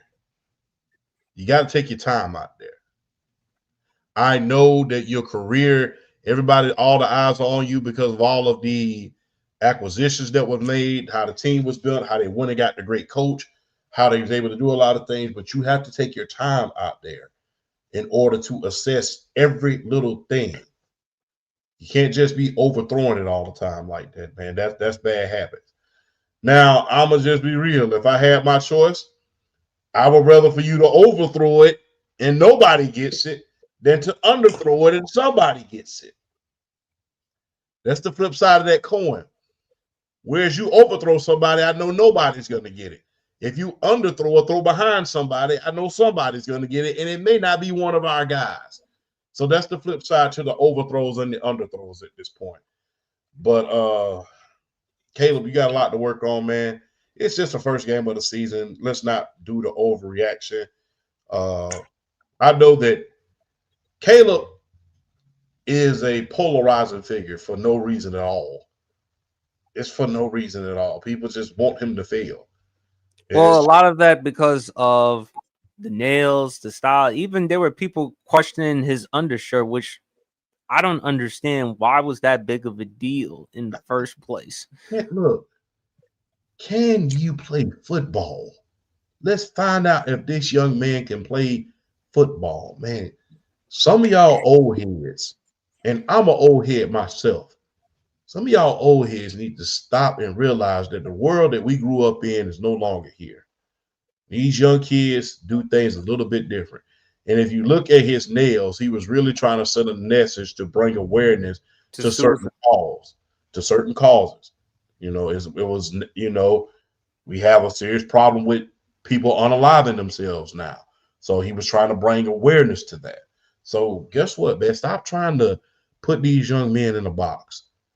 And they're holding it against him because, well, he cried in his mother's arms. He wants to win. Nobody said a darn thing when Bo Nix did the same thing. He wanted to win. So stop mistaking. And if you're Chicago, you should be happy considering what you had in Jake Cutler, who was the modern version of Jeff George. Exactly, because he didn't give a rat's behind about nothing. Well, how to cash that check. So be great. Look, be grateful that you have someone that passionate.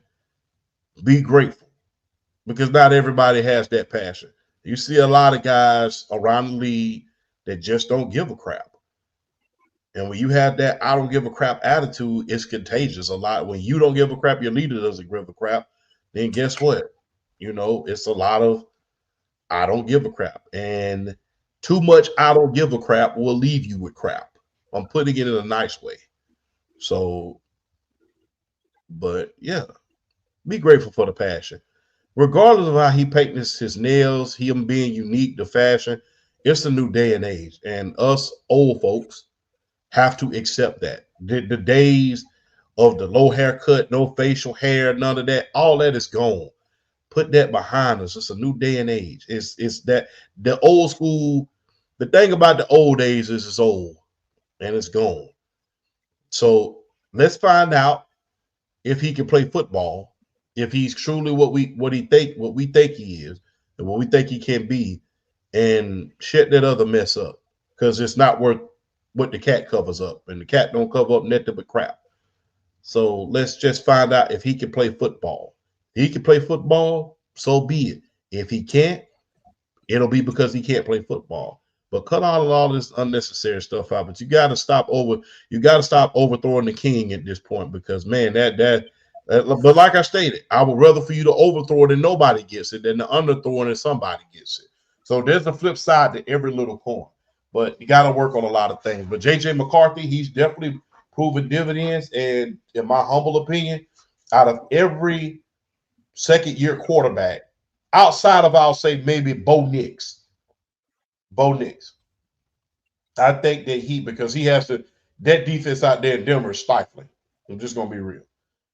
But outside of Bo Nix, I'll say that he has the best chance. If I had to pick a quarterback that would say, hey, he's gonna make he's at least gonna make it to the second round out of all the second year rookie quarterbacks, I will say JJ McCarthy definitely has that chance with the talent that he has on this team. BRF. Last night, the MVP of that game was Kevin O'Connell. I'm going to keep it 100 with you. The MVP of that game was Kevin O'Connell. Because, earlier I was on Twitter. Earlier I was on Twitter, and I saw basically another content creator. He basically analyzed the Aaron Jones touchdown pass, just basically analyze it down like Kevin O'Connell and just his concepts with his offense and how he's able to locate the mismatches and attack them. Well, being able to find the mismatches, but then it's up to the quarterback to be able to locate them. And just the way to I'm gonna try to go into I'm gonna try to put the analyst hat on a little bit. I'm gonna try to analyze the play. Basically, what it was okay. So basically, what it was. Chicago was pretty much man up. You had the free safety that was gonna play down, kind of look like a robber situation. So then you got you got a one high safety, and then the route concepts that Minnesota was running was basically like to take everything off of Aaron Jones because Aaron Jones was gonna run up, and then he was gonna kind of run a wheel route, take the linebacker with him. JJ McCarthy spots it to a T. You get you score the touchdown. That game for me, the MVP was Kevin O'Connell because after they got down, he didn't panic as a coach. He didn't freak out. He stayed true to what Minnesota was, which is you still run the ball, you still set up play action. You got an athlete in JJ McCarthy to where if you need to run the ball, if you need to run the rock every so often to get a first down or so, he can do it. Because the defense started making more plays as the game progressed. But for me, this game was really Kevin O'Connell versus Ben Johnson, and Kevin O'Connell won. Just his play calling, his schemes, just everything to counteract what Chicago wanted to do on defense. Because earlier it was like they were attacking JJ McCarthy, they were making him make quick decisions that he didn't want to make. They got the pick six, just pressuring him constantly. But Kevin O'Connell, being the offensive mind he is, he's arguably the best offensive play caller in the game. Being the mind he is, he was able to counteract that. He was able to adjust in the second half. And that fourth quarter, you kind of saw it. And you could really see the confidence start growing with JJ McCarthy. As that fourth quarter progressed. Throws he was attempting, plays he was attempting. He wasn't there trying to attempt that stuff the beginning of the game. But then as the confidence rose, you saw it. It's in particular that play with Aaron Jones when he scored the touchdown. A rookie quarterback, a quarterback with confidence is making that throw.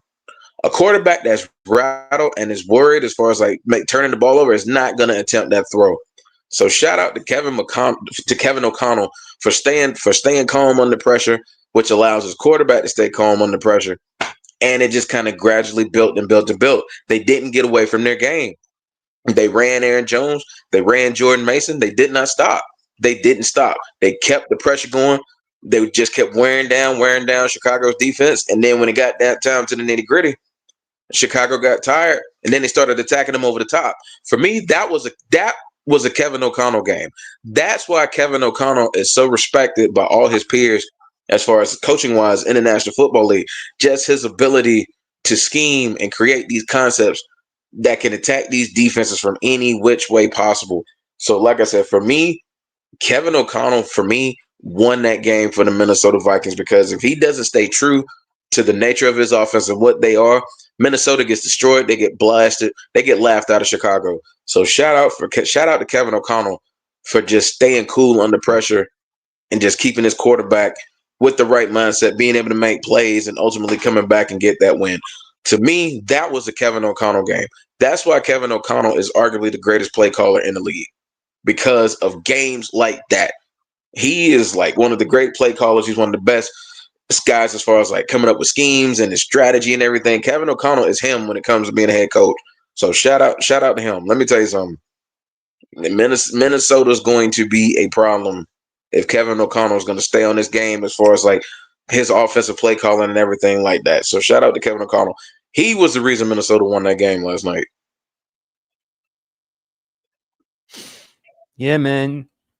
I think it's going to be interesting with the NFC North. I think it's going to be really exciting, man.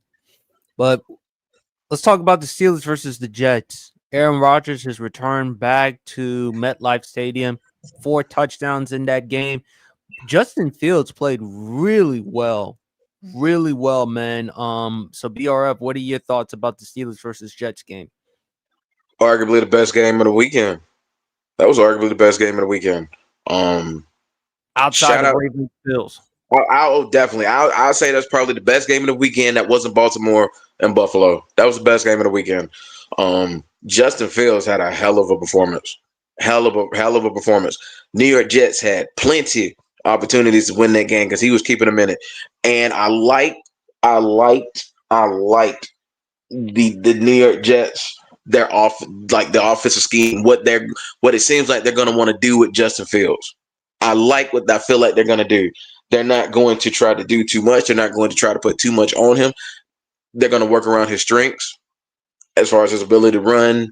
You saw a lot of RPO. You saw a lot of run action. You saw a lot of bootlegs. They're going to want to take advantage of Justin Fields and his strength. And he threw the ball exceptionally well in that game too. Like him and Garrett Wilson already have a connection, and you could see it. And they were on point in that game. The only difference was just Aaron Rodgers he turned back the clock a little bit, and it was a revenge game for him. I mean, and he even came out and said it in the post game presser. Like, I was happy to beat anybody associated with the New York Jets, just flat out. So that was a revenge game for him. So for at least for the first week, he shut down those wash conversations. Now can you do it on a week-to-week basis? I think he can, because Pittsburgh does have talent. They have Jalen Warren. They have Caleb Johnson, the running back out of Iowa, who they drafted. You got DK. You got Calvin Austin. You got Pat Freiermuth. It ain't like you don't have talent there. He's got talent. He's got a decent offensive line.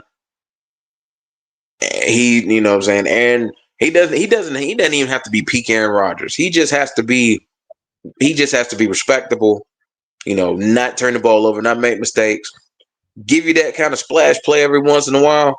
But I liked what I saw. I like what I saw from both offenses. I can't say that. I did not like at all what I like. I ain't like the defenses at all in that game.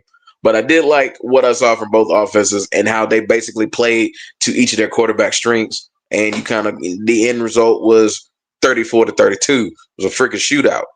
So, and shout out to Chris Boswell. He is, man, ice in the veins. Like, to make a kick that long to win a game, that's ice in the vein. Shout out to Chris Boswell. But yeah, my biggest takeaways from that game was Aaron Rodgers and Justin Fields, and the offensive play calling for the Steelers and the Jets. I think we're gonna hopefully they kind of stay true to the play calling in that game. Like, stick to each quarterback strengths. Aaron Rodgers kind of have the rep, so it was good. It was good to see him play well. I was more impressed and happy the performance out of Justin Fields in a losing effort. So hopefully the New York Jets stay true to that. I mean, I don't think they're going to make the playoffs, but be competitive, win some games, beat some teams you ain't got no business beating. Kind of build on that. Build on that. Allow Justin Fields the key to the kingdom. Allow him to be the guy for the next 3 to 5 years. See what you have in him. Because I think if you manage it correctly and you kind of scheme your play calling towards his strengths, you got something in Justin Fields. So that was a really fun offensive game. And when you think about Pittsburgh and New York, the Steelers and the Jets, you're not necessarily thinking about it being a shootout. But that's exactly what that was. That was a shootout. New York Jets thought that they recorded 182 yards rushing in that game. Breece Hall, 19 carries, 107 yards. Rodgers, 22 of 30, 244 yards, 4 touchdowns, a QBR of 60.8 with a passer rating of 136.7. DK Metcalf, 4 catches for 83 yards. Big fella, talk to me. You saw in the form of Justin Fields what he could do when he doesn't have to look over his shoulder constantly.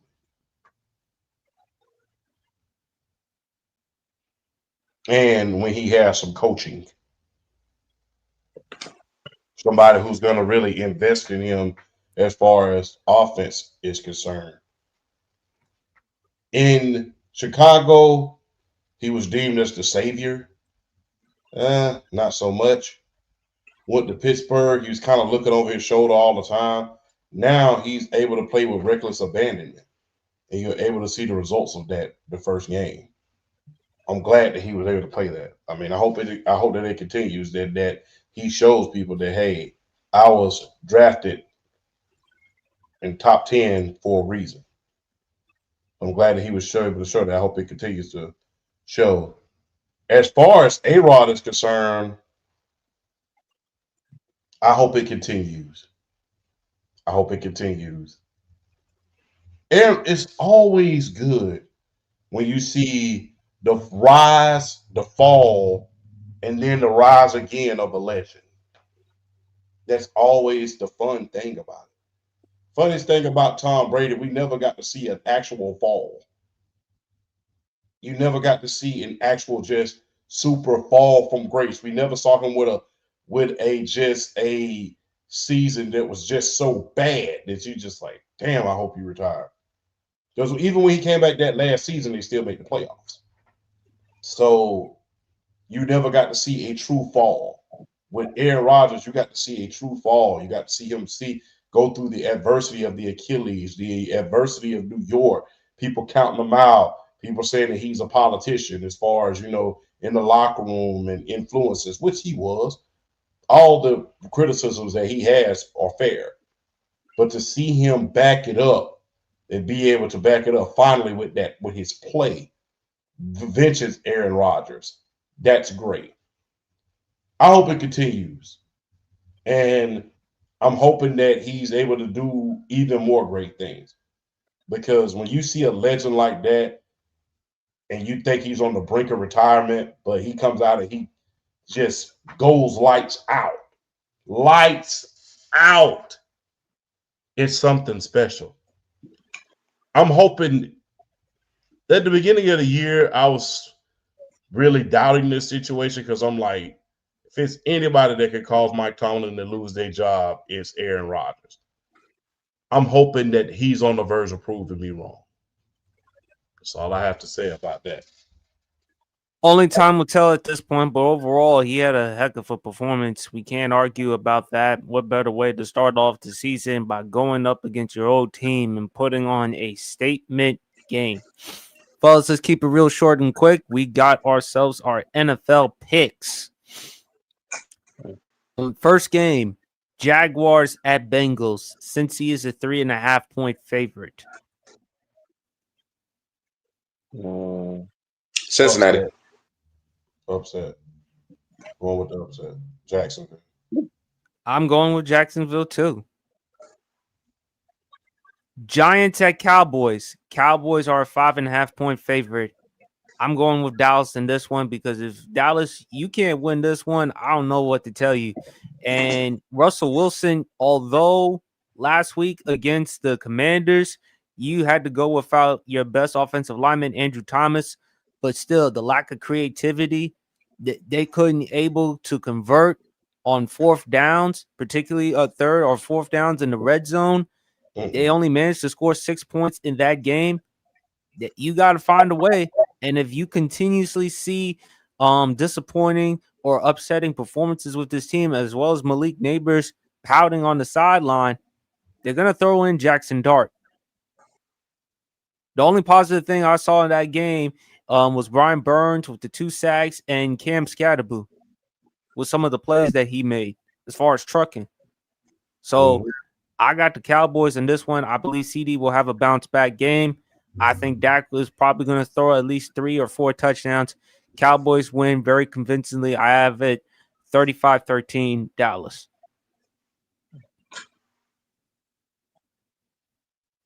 I'm gonna go. Yeah, honestly, I'm gonna go Cowboys. I feel like I feel like the Giants pretty much have to kind of live or die through that defensive line and that front seven. I don't trust the offense, even against even against like a secondary like the Cowboys. It's kind of like meh. You know what I'm saying? I don't know. I don't trust the New York Giants offense at this stage, and I don't think they're gonna hit. I don't think they're gonna hit their real potential until Jackson Dart is under center with his athletic ability, with his arm. Even though Russ can still throw and he can still run, I think they're just like I said. I think they're counting down the days to Jackson Dart. I think this is a bounce back for Dallas. I think Dak goes off. I think CD's going to torch that secondary. The big thing though is that defense and how they show up to play. I do think they're going to take advantage of that offensive line. So I'm going to go Dallas. Champ? The board is unanimous, Your Honor. Well, Mama Champ is going to be celebrating. And hopefully you and your sister take Mama Champ out for dinner because she had to go through a lot in that season opener against the Philadelphia Eagles. But Bears at Lions. And right now, if you look at it, the Lions are a 6.5-point favorite, believe it or not. The Lions. I take the Lions. I don't think. Is it crazy to say I don't think the Lions should be favored that much? I'm gonna pick Detroit here. I mean I want to. I mean if they're gonna do something, if they're gonna get it rolling, this week will be a pretty good time to do it. Bears are coming in with not a lot of confidence after blowing that game. Detroit, you got to take advantage of it. So yeah, I got the Lions here in the bounce back. I got Chicago. Ben Johnson, you're back in Detroit. You want to make a statement game. Caleb Williams, you received a lot of criticism, rightfully so, for the overthrows. Let's see how you're going to be in this game. I think for Ben Johnson to have a statement game, Caleb Williams is going to have to throw for at least 300 yards and 2 or 3 touchdowns. And they got to get DeAndre Swift going. That's what they need to do. And I hope Montez Sweat from the Chicago Bears, who used to be a Washington Commanders, has a big out game. So we'll see on that. Next one, Rams at Titans. The Rams are 5.5-point favorites. I got the The board is unanimous, Your Honor. Yeah, it's easy. Rams, it's easy. Okay, I agree. Patriots at Dolphins. Ironically, Miami is a 1.5-point favorite, even after that atrocious game last week against the Indianapolis Colts, primarily Tua Tagovailoa. I got New England. I do too. The board's unanimous, Your Honor. 49ers at Saints. San Fran is a 3.5-point favorite. And oh, by the way, Brock Purdy's going to miss some time, at least 2 to 5 weeks. I might go Saints here. Them not having Brock. I may go. Brock. People. I don't think people really understand the importance of Brock Purdy in this offense. Yeah, I'm gonna go upset here. I'm picking the Saints just off of the fact the 49ers aren't gonna have Brock Purdy. Big fella, you can't be mad at BRF for thinking that way. I mean, you looking at it like a big dude looking at broccoli for dinner. Actually, broccoli and cheese casserole is the best if you really want me to be honest about it. But I digress. Try it. Number one, I ain't never cheering for the Aints ever. But I will say this: you may cheer for the Cowboys. I don't know. With that, there may be a closet of Dallas Cowboy jerseys. But don't be surprised if Mac Jones comes in and have a big game. Don't be surprised. You know what? I forgot he's the backup in San Fran. That's right. Yeah, don't be surprised if he comes in. Look. I said this earlier on TikTok, man. Mac Jones is a former Pro Bowler, and when he was in New England, he did not have any type of damn coaching as far as on the offensive side of the ball. He had Matt Patricia, Mr. Pencil, standing on the side with the plays.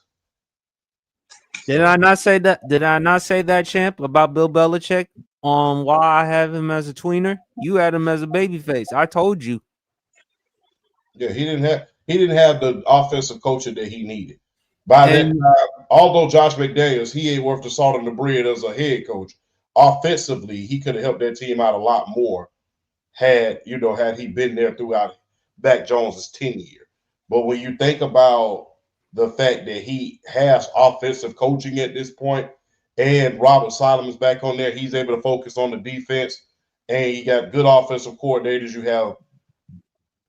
Don't be surprised that after this year, don't be surprised if this happens. If Mac Jones wins about 3 games while Brock Purdy is out, don't be surprised if a team comes out of the woodwork later on and gives him, about later on next year, and give him a contract.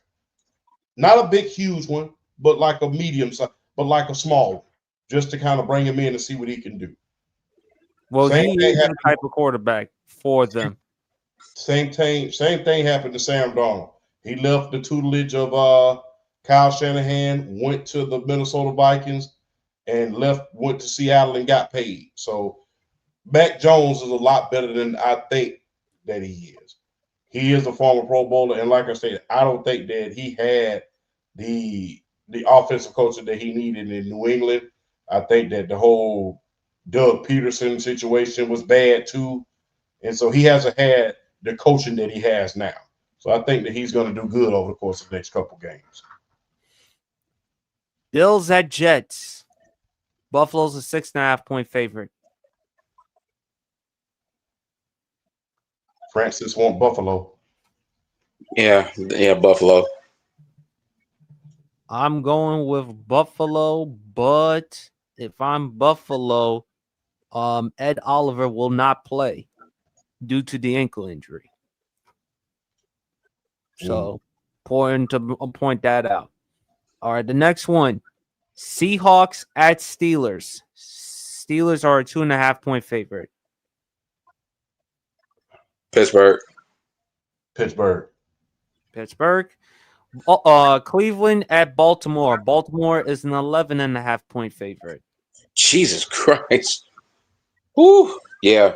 After that game, yeah, I'd probably spot him about another field goal or two. I think Baltimore gonna come in this game ticked off. They're gonna run Cleveland out the building. Mm-hmm. Same here. Broncos at Colts. Really intriguing game. Denver is a 1.5-point favorite. Daniel Jones is coming off a really good performance against the Miami Dolphins. Can he do it again? I got Denver. Denver.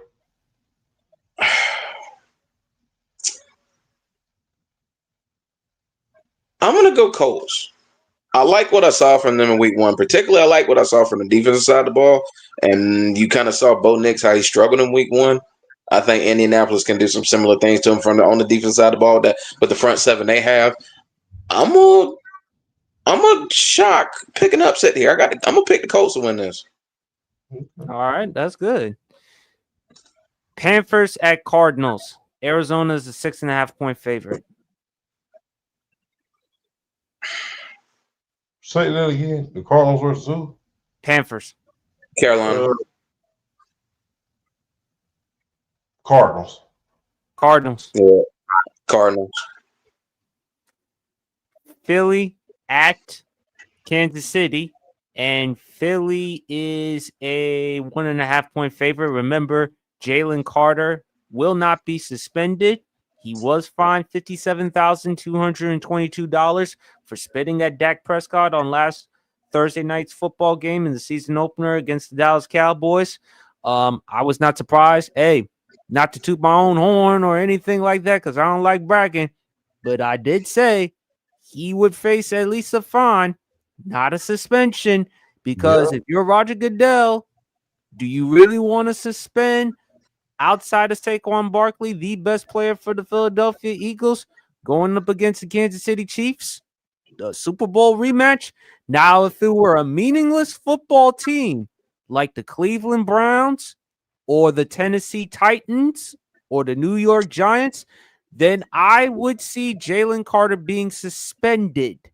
But because it's Kansas City, the rematch of the Super Bowl, Patrick Mahomes, Travis Kelce, Taylor Swift, a lot of things to factor. You don't want to hear conspiracy theories.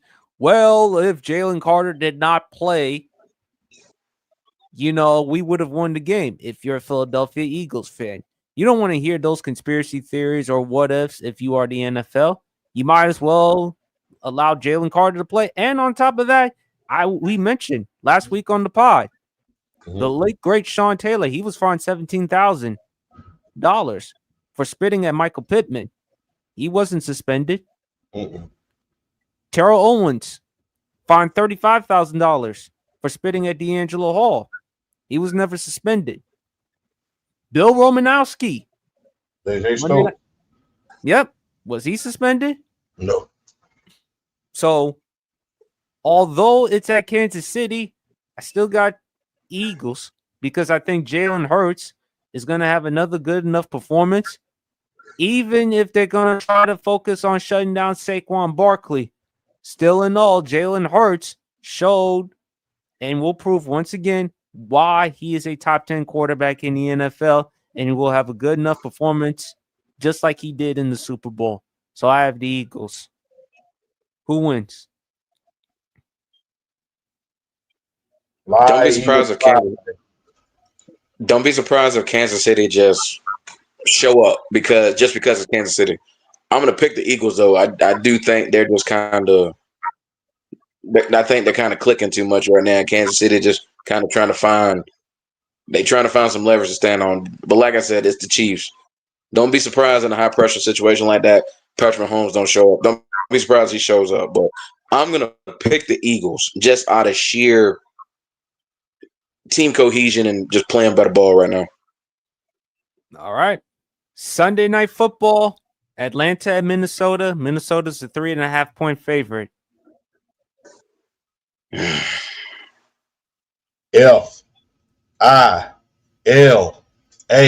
forever. I love Atlanta. At least he's consistent, just like his hatred for New Orleans. Well, it looks like there's no injury designations for Drake London and Darnell Mooney, so we'll have them. So they'll be back for Sunday. I loved what I saw from Kyle Pitts. I love how Zach Robinson moved him around.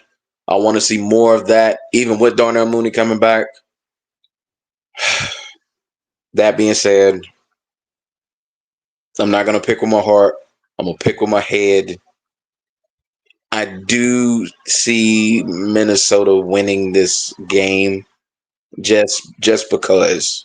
I see Minnesota winning this game. They're at home. They're going to be at home. I think they're going to be a little upset after the Chicago game.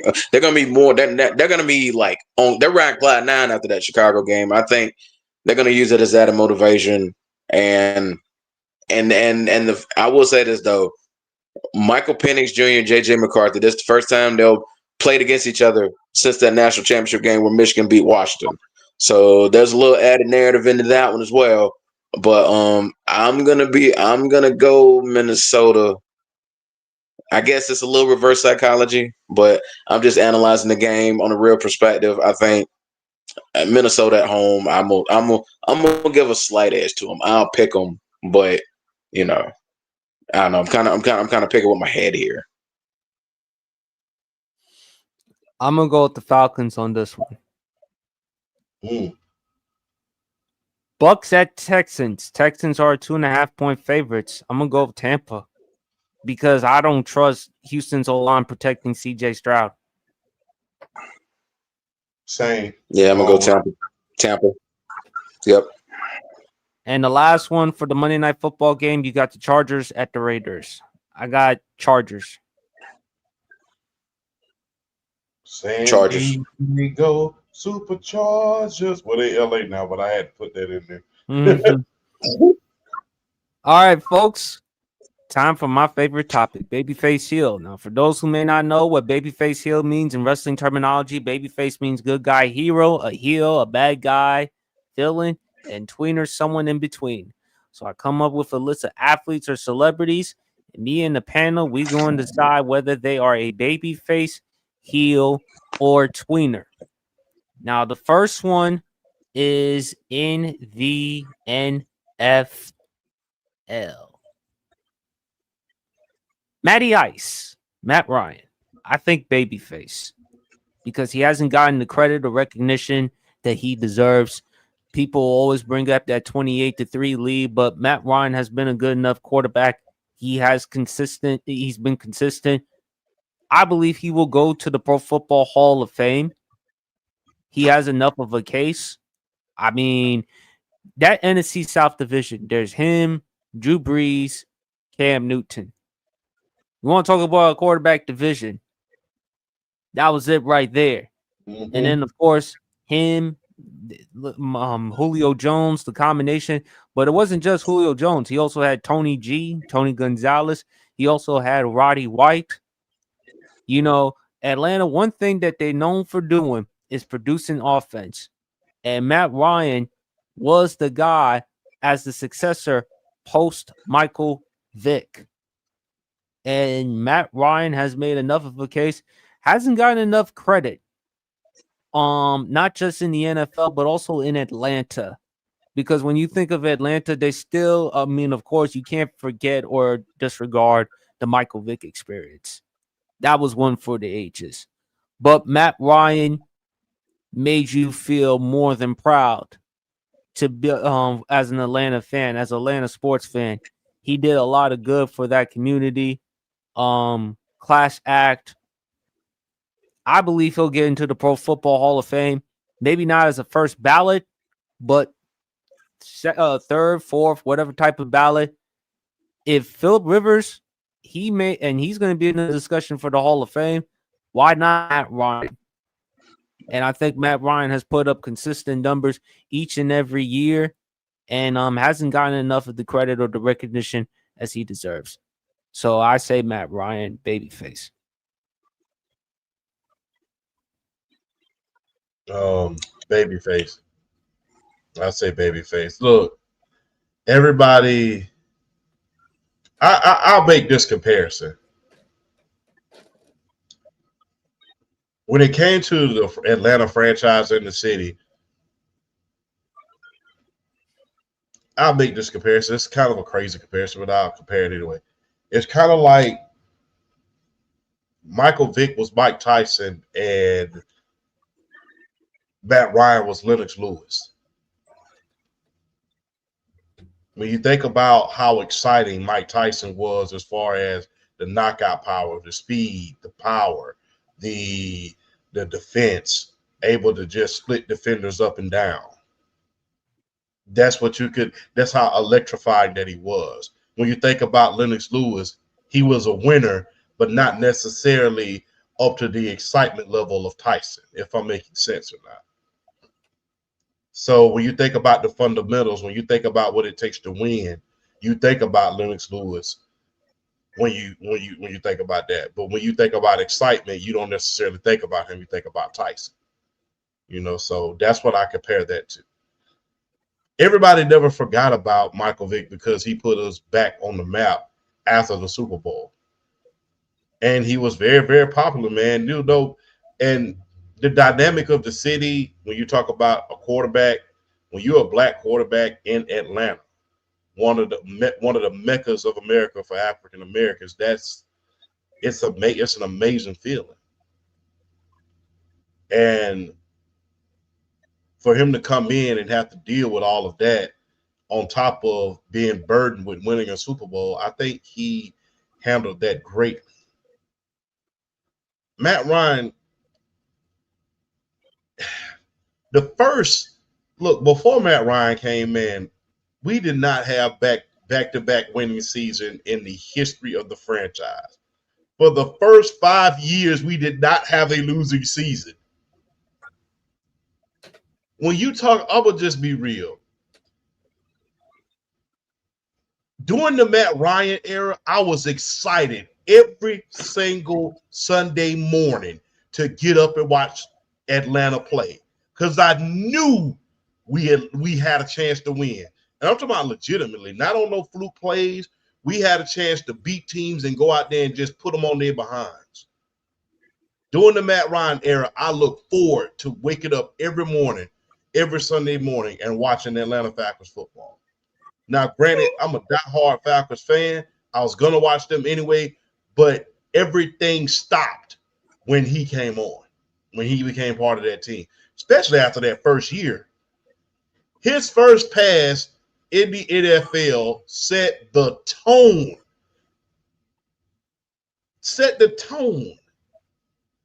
Touchdown pass to Michael Jenkins right down the sideline. And it was on downhill from there. Damn near won the division our first year, went to the playoff, had us in the playoffs his first year. One of the best rookie seasons you'll ever want to see.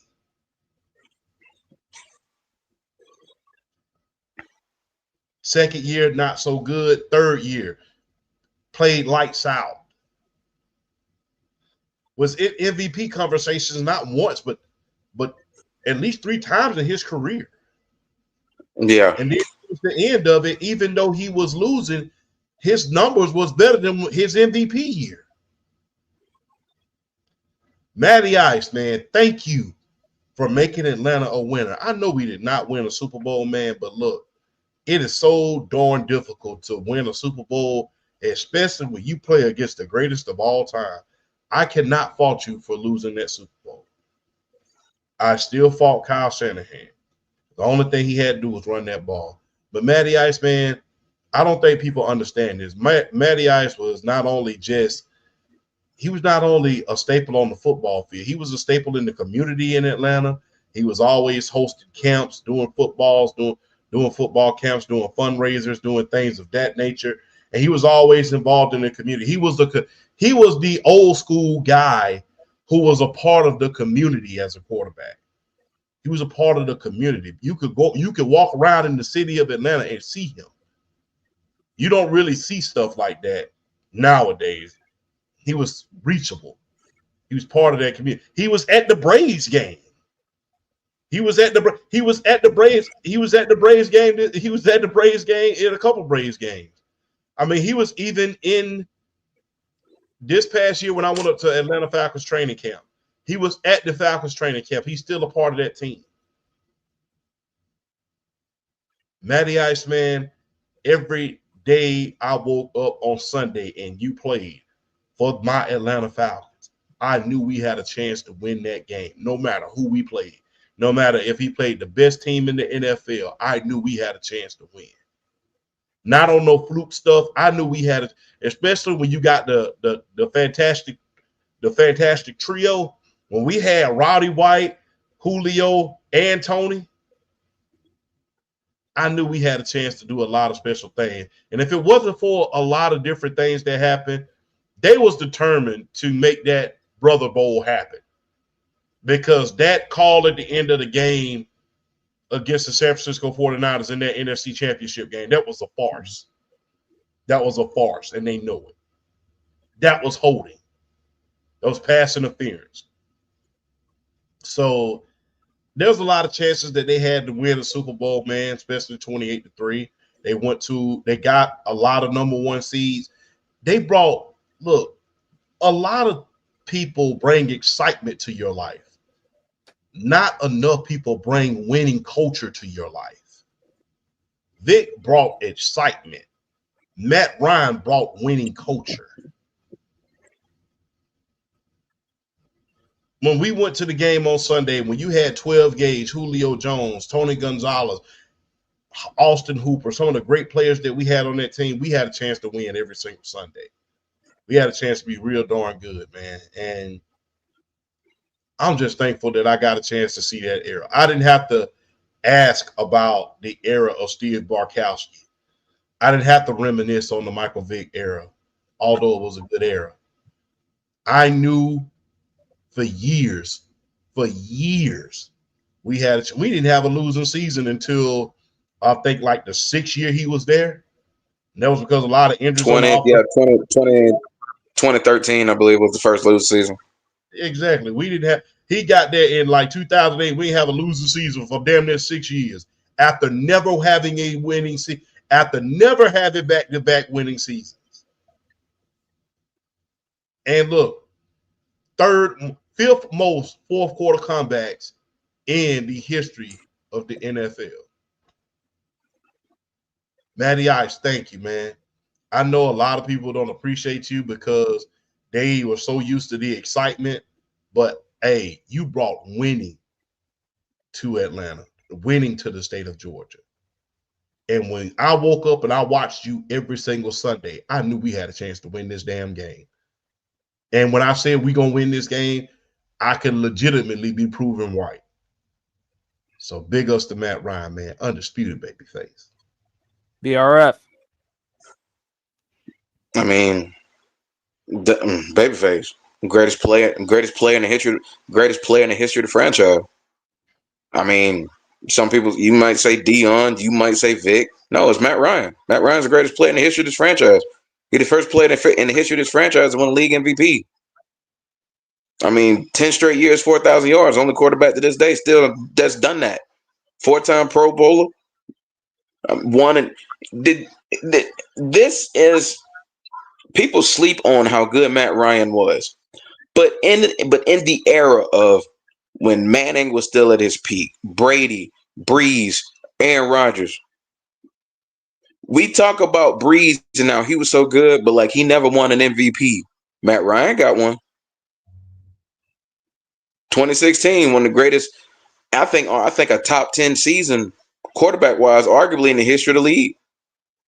4,924 yards, 4,944 yards, 38 touchdowns, 7 picks, 69.6% completion percentage.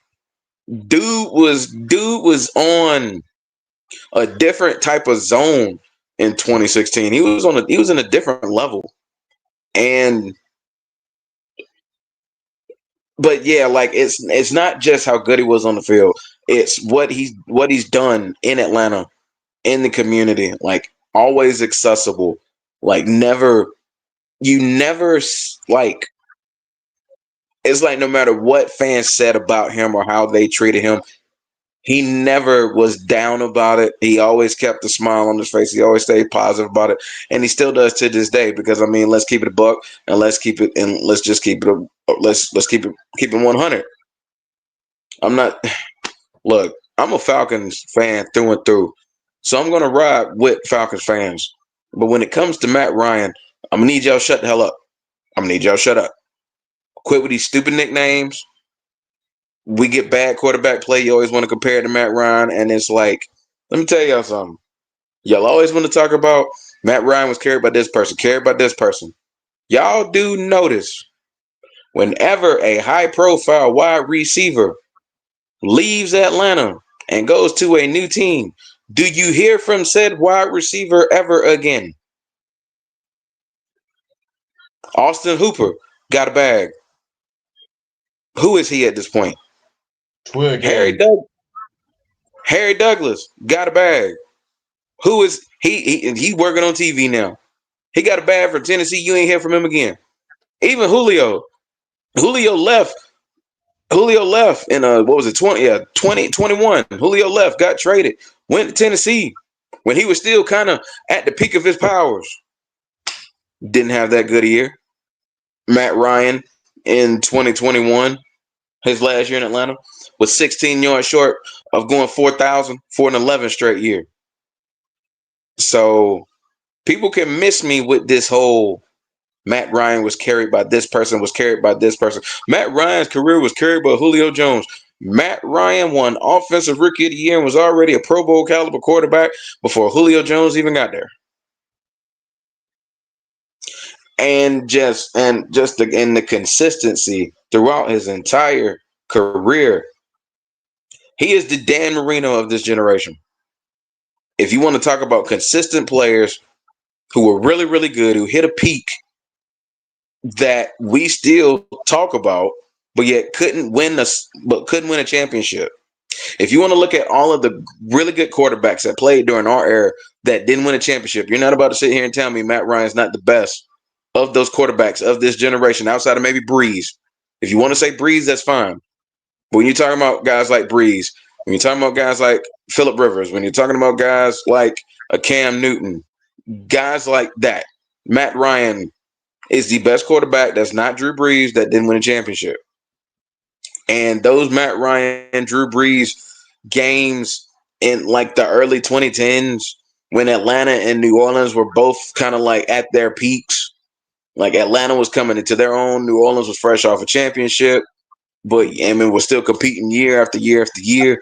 Some of the wars they had were just tremendous. And but like I said, Matt Ryan is more than just the talent on the field. Off the field, he may be a better person than he is a player. And that says something to the man he is, as good a player as he was.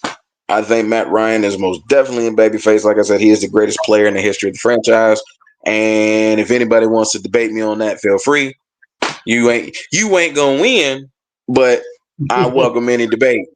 I welcome any debate. Matt Ryan's the greatest player in the history of that franchise, and I don't think it's even close.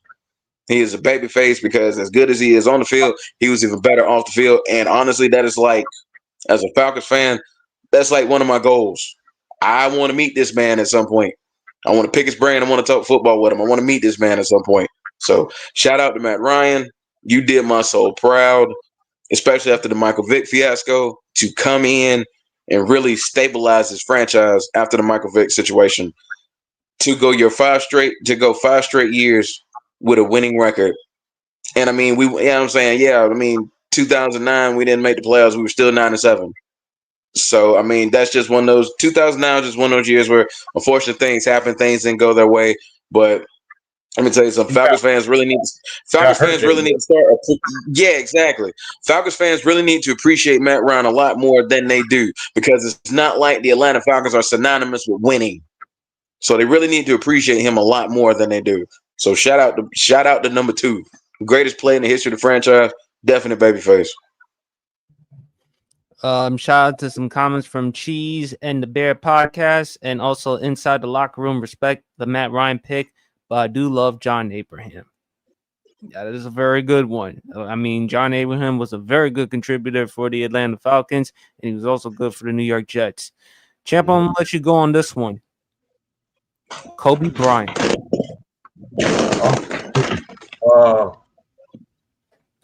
Tweener. A tweener. I have to be honest. Simply because you can't hide from 3 things. You can't hide from the incident. I'll just call it the incident. You can't hide from the beef between him and Shaq that eventually got Shaq traded, and during the early days before Pau Gasol, some of the harsh relationships that he had with teammates, in particularly Smush Parker. So those are three things that kind of like, kind of blur the lines a little bit because, remember when he got into the incident, he brought up Shaq's name in certain situations. So that was and then, the whole not wanting Phil Jackson back, they literally hold Kobe Bryant responsible for the downfall of the early 2000s Lakers versus, Dr. Buss. Kobe was an easy target because guess what? He had to dial things back when it came to being, one of the best players. You know what I believe, though, with Shaq and Kobe? If this would have happened, I believe they would have won more championships. As time went on, you saw that Kobe was ascending. And I believe that if Shaq would have taken a backseat ride and been able to say, okay, now it's your team, I believe they would have won more championships. Because as we saw, Shaq only had like 2 to 3 more good years left in. And Kobe was ascending. So I believe that if he would have played a Robin role and been willing to play a Robin role, they would have stuck together because Kobe was ascending. But Shaq, plays a role in that too. He said, look, and to a certain extent, you can't blame him. I'm too big to sit in the backseat of anybody's car. So, when you are the iron team, that being Shaq, hey, and then you proved it. You went down there and you helped Dwayne Wade get a championship, get a chip. So I have to put him in the tweener because you can't hide from certain incidents. The relationship he had with Shaq during the first iteration of his career, him being kind of held responsible for that. The incident, I will say, won't elaborate on that anymore. If you know, you know. And then, the fragile relationship he had with teammates, and particularly Smush Parker. So take that out of the situation and look, hell of a basketball player, number one. For people who keep saying Kobe was never in GOAT conversation, stop lying. Stop lying. You heard this. You heard it. You heard it on television. You saw it on television. Especially if you grew up especially if you in my generation, you saw it. So all of this false blank rhetoric, I will say, that he was not held in high regard until he passed away is a crock. After those two back-to-back without Shaq, you started hearing him in conversations more with Jordan than ever. And to be honest with you, everybody was banking on him getting number 6. If he had gotten number 6, people was going to hold him in even higher regard because guess what? He would have been equal to his idol. So for those people who keep saying he was not held in it, no, go back and look at the talking heads on television. Go back and listen to the barbershop talk. Go back and listen to the early versions of podcasting. They were talking about him in GOAT conversations even back then. And for context, look, let's just keep it all the way above. The reason why I bring up those three things is because prior to the 2008 Olympics, after the Shaq incident, after the incident, his fragile relationship with teammates, he was not a media darling during that time. Until after the 2008 Olympics Redeem Team. He was not a media darling during that time. And there was even a time at one point he even wanted to be traded. Yes, I remember that. Like I said, I'm a diehard Laker fan. I remember that. And if it wasn't for a few things, he probably would have gotten traded. But he squashed the trade. He never he didn't end up leaving in the first place. But that wasn't the first time a star player threatened and wanted to be traded. Magic Johnson said, I wanted to be traded. You saw what happened with that situation. So that wasn't the first time that a Laker great stated that he wanted to be traded because he didn't think that things was going in the right direction. Magic Johnson did the same thing, and he was only about 4 years into his career. But he was in GOAT conversations, even when he was playing. Especially after he won back-to-back without Shaq because he proved that he can win it without him. Went to 3 straight finals without Shaq. Won 2 of them. Had it not been for a lot of other circumstances later on in his career, as far as, trades were concerned, trades that didn't happen, free agency, he probably would have got another one. But yeah, he's a tweener, I would say. Great basketball player, did a lot for the community, spoke up. What was surprising to me was how he spoke up for different causes. That was something that I wasn't used to seeing late in his career. Speaking with Jim Brown, speaking about different speaking about different social justice issues. That was something that I didn't see early in his career. He was relatable too. Look, Kobe was only he was 18 when he first entered the league. He was 18 years old. He was 17, 18 years old when he first entered the league in 1996. I was 9 years old. I was 9 years behind Kobe. So you feel like as he grew, we grew up with him because he never left LA. You feel like as you grew up along with him. All the growing pains, all the joy, watching his kids grow up right before our eyes, seeing the bad relationships between him and Shaq just feuding all over the place. Yeah. But Kobe was one hell of a basketball player, man. Very influential. Brought a lot of light to the W while him and his daughter Gigi was alive. Brought a lot of light to the W. He was a strong advocate for WNBA basketball and women's basketball. Went to a lot of the WNBA games. Look, for people who keep talking, look, do your homework, do your history. That's the problem nowadays. Y'all don't do enough homework, man. I'm gonna just be real. Y'all need them homework. He was mentioned in GOAT conversations. And the thing is this. Yes, he got drafted by the Lakers. Hornets. Well, the trade, I'll say. Yeah. Yes, he got drafted and traded to the Lakers. And he was put in a good situation right off hand. But he had to fight in order to get his spot. Remember, he wasn't even the starting point guard. He wasn't even the star shooting guard when he first got traded to the Lakers. It was Eddie Jones. Remember the playoff game against Utah, those air balls? Yes. It was. Look, when he first got there, it was Shaq, Eddie Jones, Nick Van Exel, then Kobe. He had to fight in order to get through Nick Van Exel because everybody remember Nick Van Exel, Nick the Quick. He had to fight to get into the starting lineup, to get over those guys. And then it became him and Shaq. So, yeah, he had to fight in order to get his spot. Wasn't nothing given to him. Because guess what? Nick Van Exel was damn good. Eddie Jones was an all-star. And he had to earn his keep. But for people who keep saying, well, he was never mentioned in those conversations when he was alive, you're lying. And you're trying to rewrite history. We see a lot of that nowadays, but in particularly in sports. So tweener, not just for what he did on the basketball court, but what he did off of it, for his philanthropy, for getting a Grammy, Dear Basketball, for advocating for women's sports the way he does.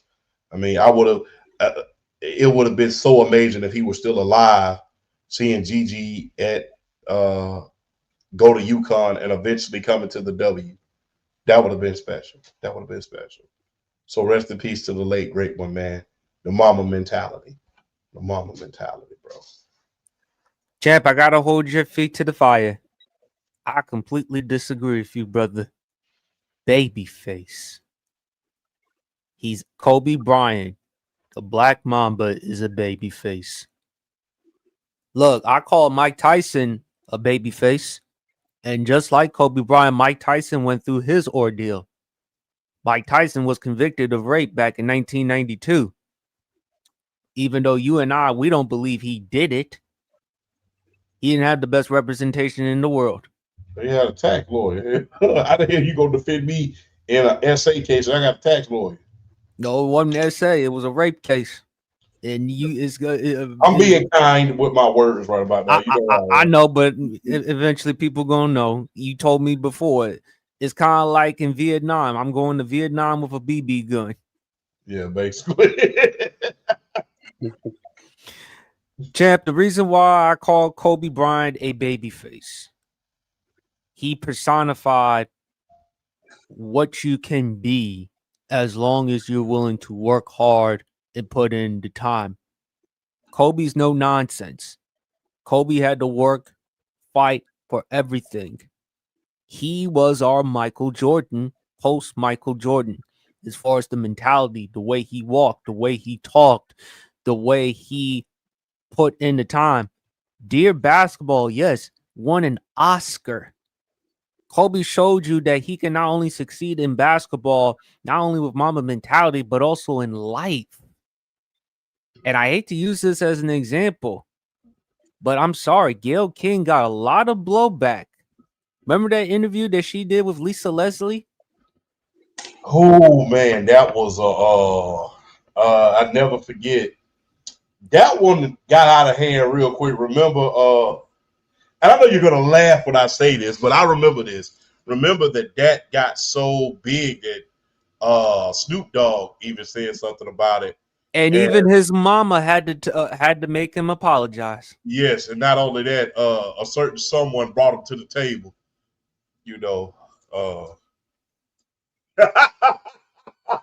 I'm sorry, I can't even hold my laugh in. Like, but that tells you how revered Kobe Bryant was, and this was like a week or two after Kobe Bryant passed away. And Gayle King, I like Gayle King, but this is the same Gayle King that was commended for how the way she handled the R. Kelly interview. So my thing is, Gayle King, you had all this time to interview Kobe Bryant about what happened in Eagle County, Colorado. Only two people who know that story very well. That's Kobe Bryant and the accuser. You didn't interview them, but you interviewed Lisa Leslie. And Lisa Leslie had was not involved in that. That just, and the way that people, particularly Snoop, got after Gayle King, that kind of tells you how revered Kobe Bryant is. Yeah. Not just to Lakers, but to LA and to everything in general. You look at Michael Jordan when he gave his speech in Kobe Bryant's memorial. You see how the current players still respect and admire Kobe for his work ethic. And Kobe, unlike them old school cats, the younger players, they gravitated to Kobe. Kobe was willing to mentor, train, help them out. Kobe, even and at times too, we could look at in Shaq, but at the same time, Shaq also at fault. Dr. Buss was willing to move on from Shaquille O'Neal. Shaq at that point wanted $100 million. And Buss didn't want to pay Shaq that kind of money because Shaq was getting up there in age. And he knew evidently he was going to give that money to Kobe. And Kobe was dead ass serious when he and Vanessa were looking at houses in Chicago at that time. And for Kobe Bryant to prove that he could win without Shaq, that gave Kobe Bryant the validation. We got to stop with Kobe Bryant wasn't in the GOAT conversation because he was. If you don't have Kobe Bryant top 5, okay, that's fine. You can make an argument for other players above him. And I don't think Champ would have a problem with that. I have Kobe in my top 10. That's where I would rank Kobe. Even with the situation in Eagle County, Colorado, Kobe was still able to grow. Kobe was still able to evolve. And Phil Jackson, some of that was also on you. I mean, you wrote a book the last season, A Team in Search of a Soul. You exposed Kobe. You highlighted things to what you were doing. Now, obviously, you were doing that because, again, you were writing a book. You're going to sell the book. You're going to do everything you can to promote the book to make money. But you were revealing personal things that you had no business of doing. You were complaining.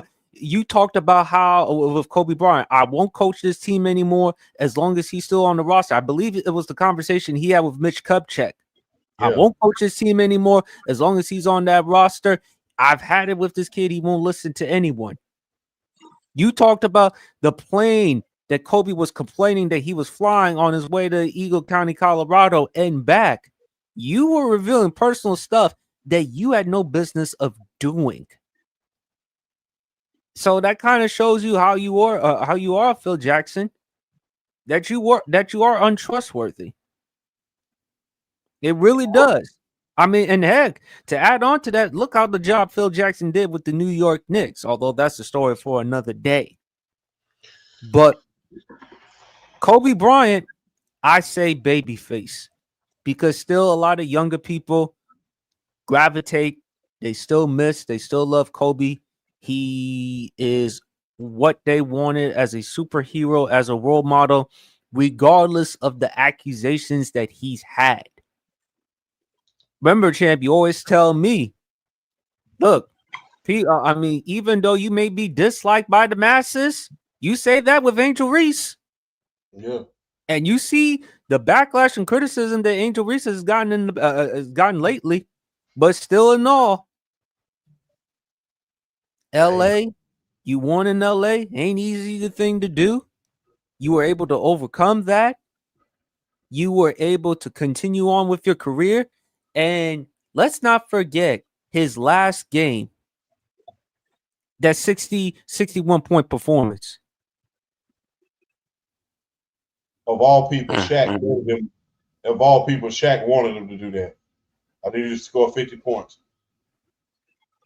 So it just tells you about Kobe Bryant, his work, his excellence, his talent, his drive, his inspiration to greatness, the Mamba mentality, regardless of through your ups and downs.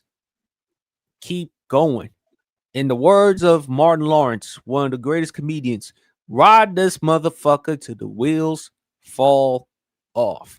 Ride this motherfucker till the wheels fall off. And for me, Kobe Bean Bryant is a babyface. BRF.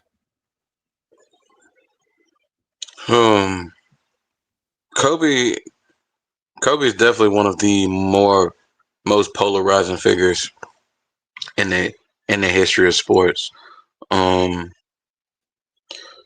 Because honestly, it's like you can.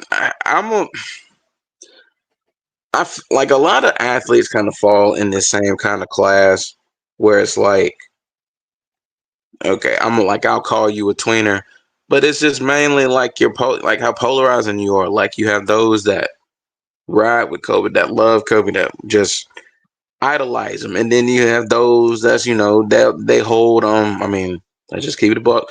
They hold Colorado against him. They're gonna forever hold Colorado against him. They're gonna forever hold it against him. But it sucks nowadays, especially because he's not here to defend himself.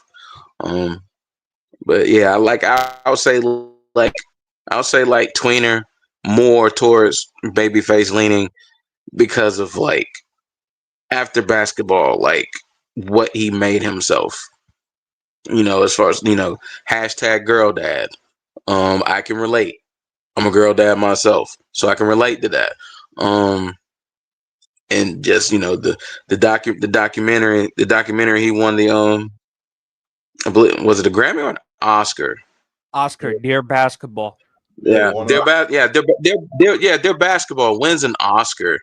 Like, I mean, just sorry to cut you off, BRF.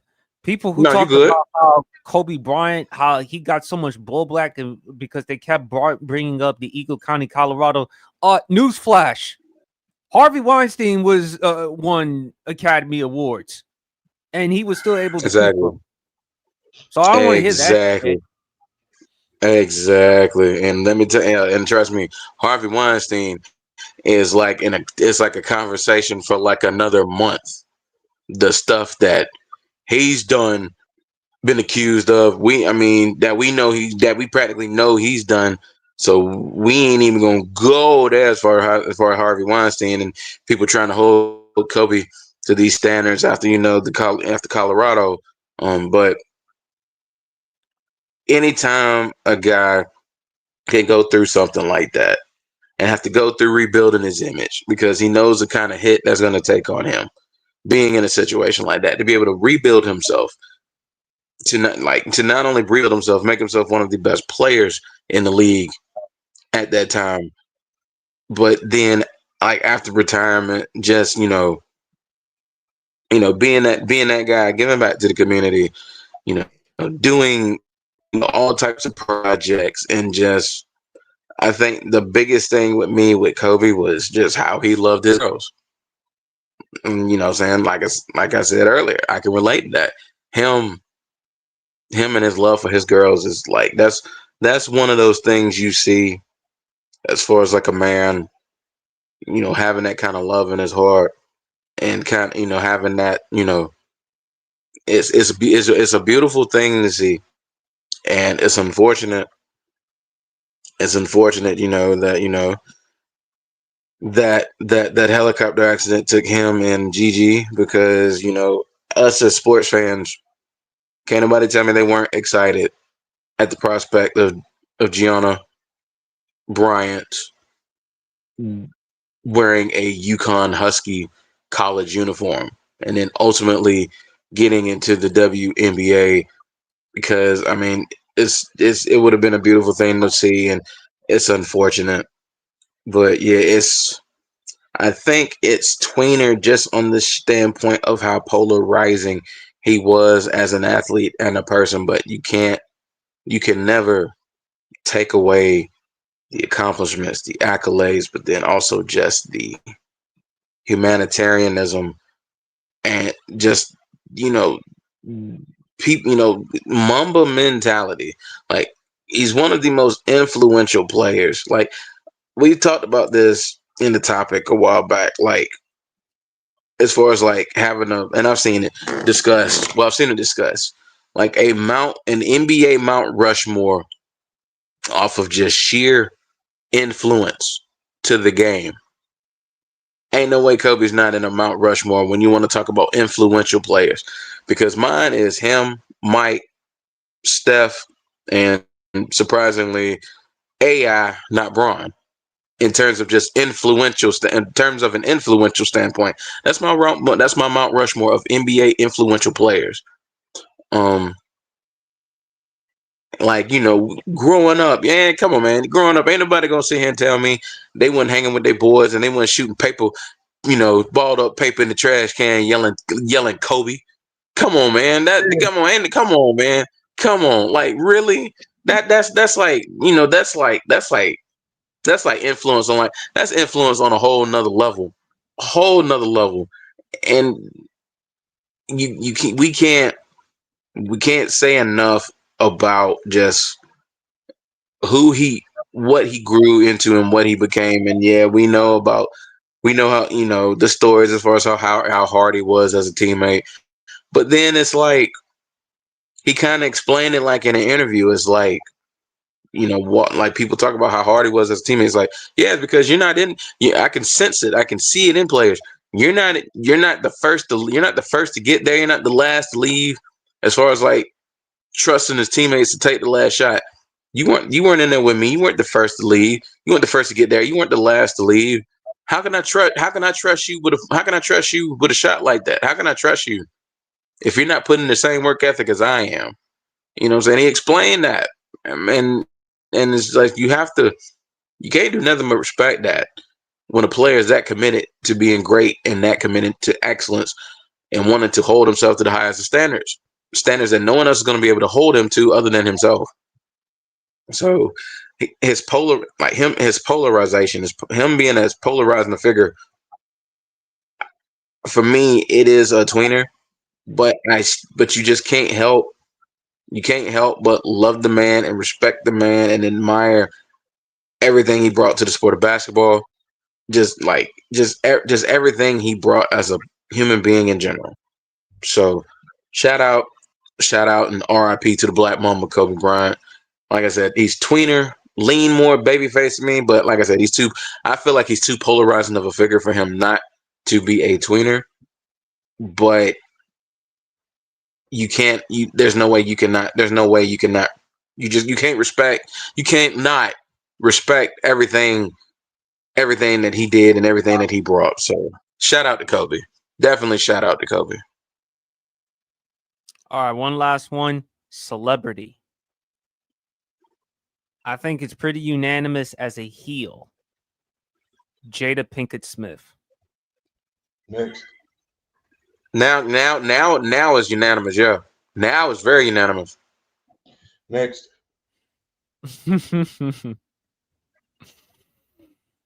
That's pretty unanimous right there. But we can go one more.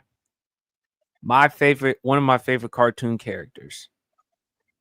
Butters. Babyface. Come Come on, on. Which one? Which cartoon is Butters? From South Park. From South Park. Yeah. I mean, come from on. South Park.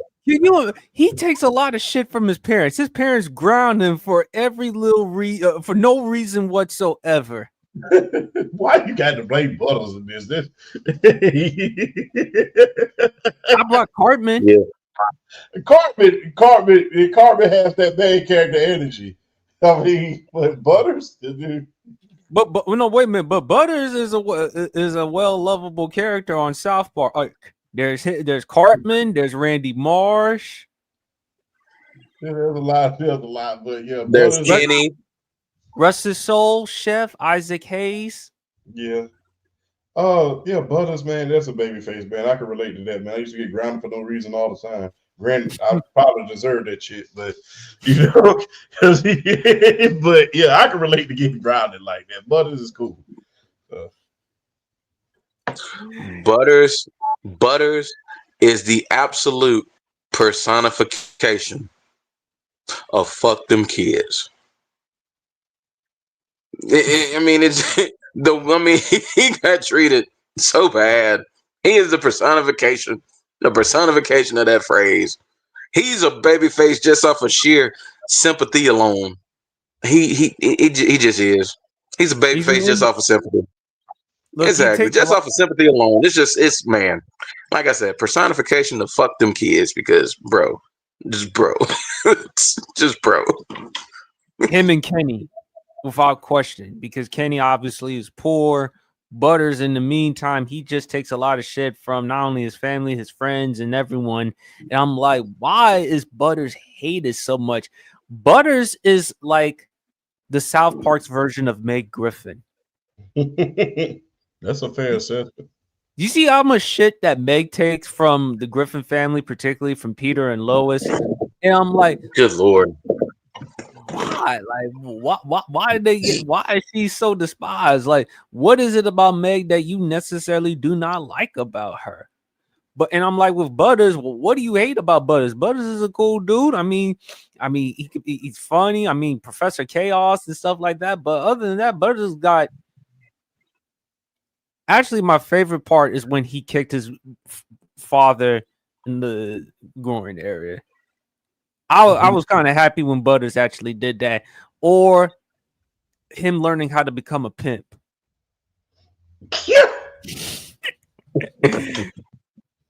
I didn't like that episode though, when Butters was learning how to become a pimp, man. That was funny though. That was all right. Let's move on. Favorite Tajiri moment. I love the green mist. Him and Jonathan Coachman, or the one he did with Triple H. Let's not forget. Remember the trial of Eric Bischoff. Mm-hmm. But Tajiri, I love his excitement, really good wrestler in ring, fun though, like him a lot. I just love watching him on WWE Raw, man. So big ups to Tajiri. The Japanese buzzsaw. I remember they used to call him that. Japanese buzzsaw. One of the most underrated nicknames. Yeah, that was Tajiri. I never forget him. It was him, William Regal, and the Undertaker. And I said he's gonna break character before it's all said and done. And what was going on? You know what segment I'm talking about. What was going on is the Undertaker and William Regal were talking. And Sarah was in the room. Well, the Undertaker's ex-wife was in the room, and he was talking to William Regal. That the whole time, Tajiri is going into this real look, like real acting out, and eventually he stood up on the bed. And I never forget, right before he got to talking to him, before he started acting, I remember Undertaker said, "Hey, what the hell's his problem?" And then he said, "Oh no, don't worry about him. He good."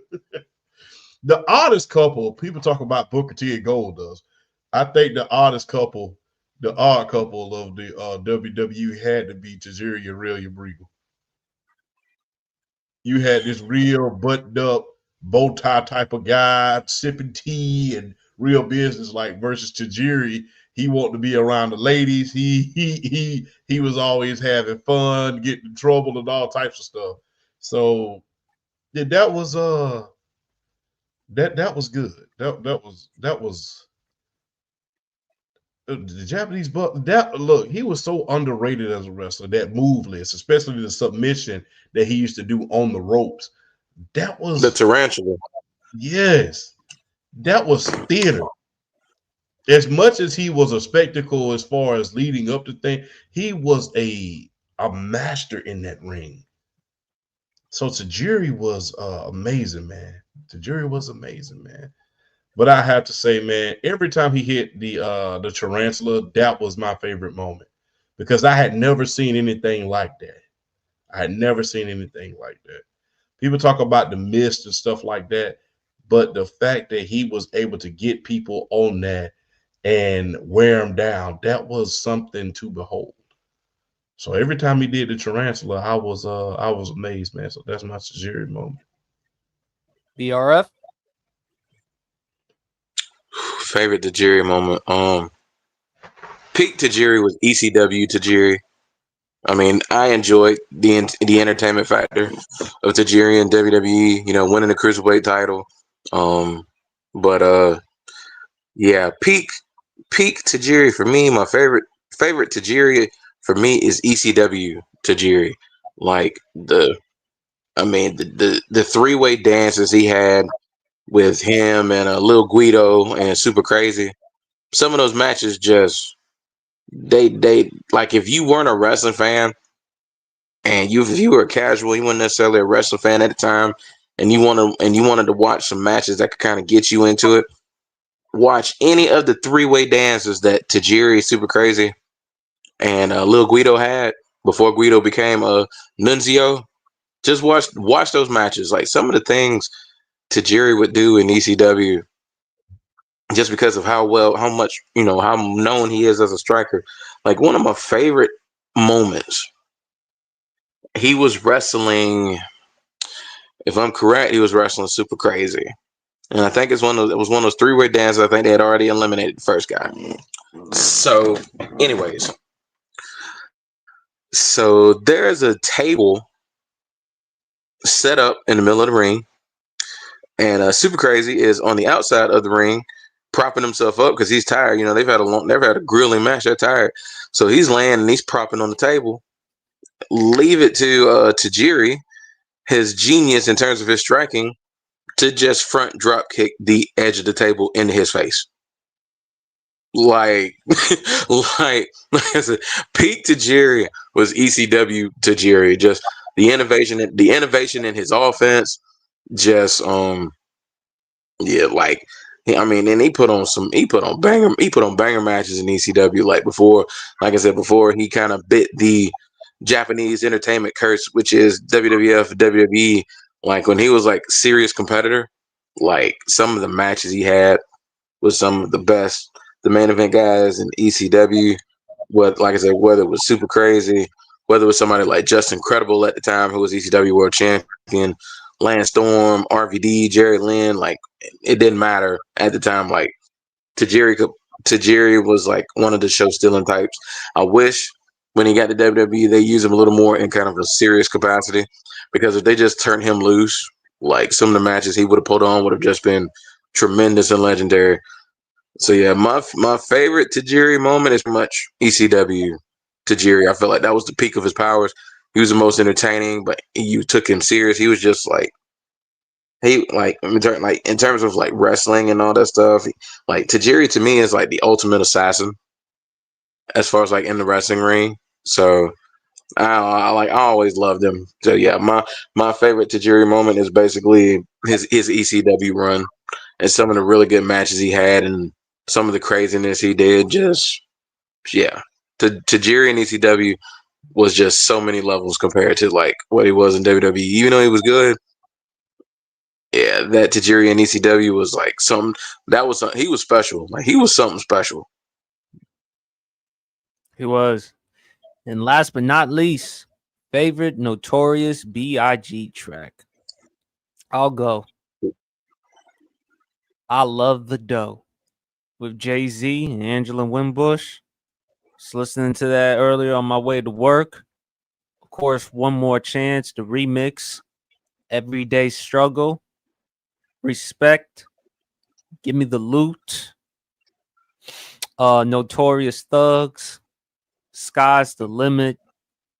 What made Biggie unique, his wordplay, but BRF and Champ, y'all could speak to this. He made being a big fella attractive. Yeah, him, Heavy D. Later on, Rest His Soul, Big Pun. He made being a big fella cool. And boy, Biggie had a lot of women back in them days. He had a lot of women back in them days, and he had a lot of swag, a lot of charisma, and I mean, just the wordplay. I mean, Ready to Die album.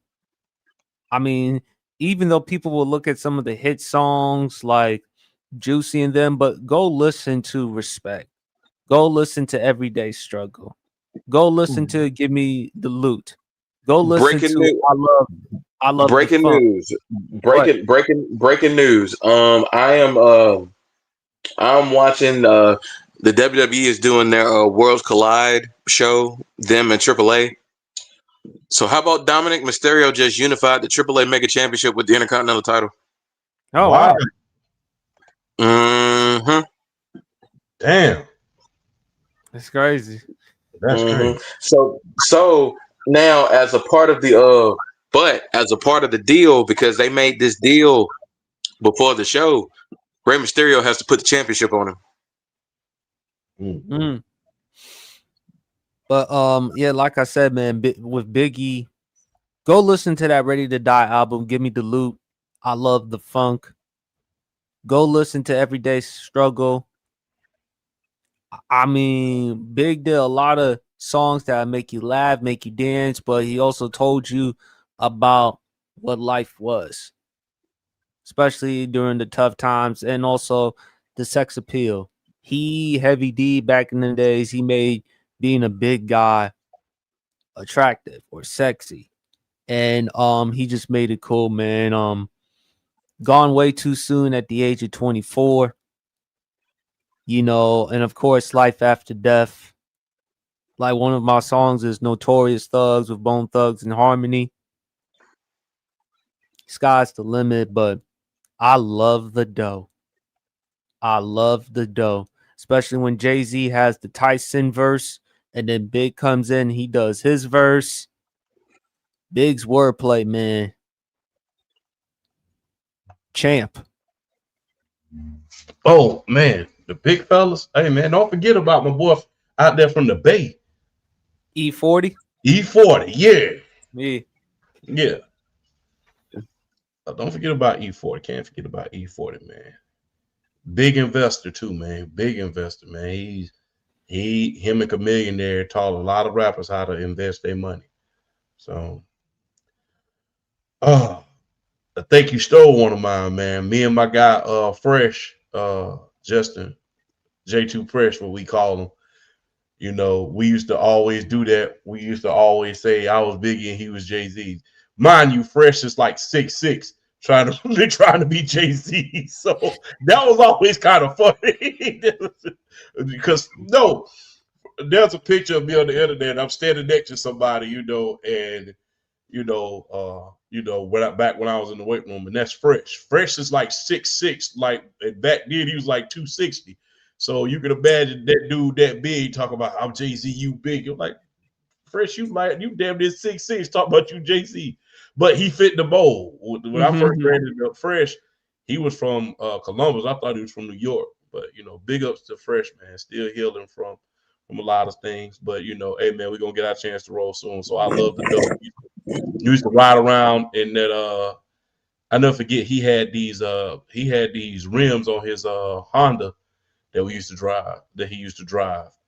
And we used to sit in that damn car and we used to listen to Biggie and them Jay-Z songs all day, man. Let's not forget about Brooklyn's Finest, man. Brooklyn's Finest, man. We heard that earlier when we was promoting the show. They said how Biggie ran into the room trying to get that song. He wanted to be on that song. He thought that was for him, but it was for Jay-Z and they got on there. I hope that when things kind of settle down, and y'all know what I'm talking about, that the people in charge finally brings out the Commission album. Because the Commission album, Jay-Z, Charlie Baltimore, they were designed to combat the Firm. If you know what the Firm is, that was Nature, AZ, Nas, and Foxy Brown. That was designed to kind of go at them a little bit. That was the counterculture to them. I'm hoping that once things kind of settle down after his case, that he finally brings out that album or get the permission from the estate to bring out that album, because they say the album's already mixed or whatever. And I would love to hear that, man, just from a standpoint of, I would have loved to see how that, because that would have been something epic. Jay-Z, Big, Charlie Baltimore, that would have been great. What's Beef? What's Beef was good. I never forget Real Cats Do Real Things. The true words. So real cats do real things. Let's not forget his verse and Flavor in Your Ear. Yes. Killers is bad. I get more butt than ashtrays. So that one was good. Biggie, man, look, Biggie's my GOAT for obvious reasons. I remember look, Biggie, you made my childhood a hell of a lot easier before I lost the weight. Just being real. Because when people call you Biggie Smalls, I really didn't take no offense to it. Like, shit, I'm happy to be called Biggie Smalls. You know what I'm saying?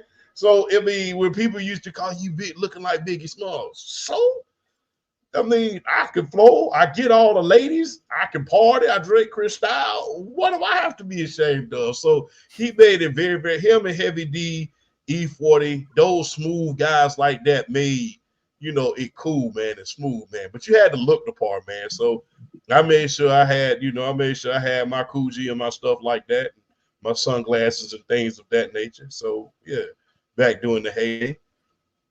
So you got to make sure your gear was right. You had to make sure your shoes was fresh. You had to make sure your hair stayed cut. You had to make sure everything, man. That was cool, man, because it's just like, hey, man, people, look, that just goes to show you, man, look, your persona, your aura is more important than, your size and your girth. You know what I mean? So you had that, you got that aura and everybody know you that dude or that woman, that person, you can pretty much walk into a room and you can make people pay attention to what you got to say. So real cats do real things. especially when they put it over all the death row beats.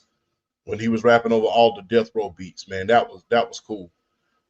Real cats do real things. The what featuring what Method Man? Method Man. Yeah, everything you get, you gotta work hard. All for it. Yeah, so Don't stop. yeah, that was sky's the limit. Sky's the limit.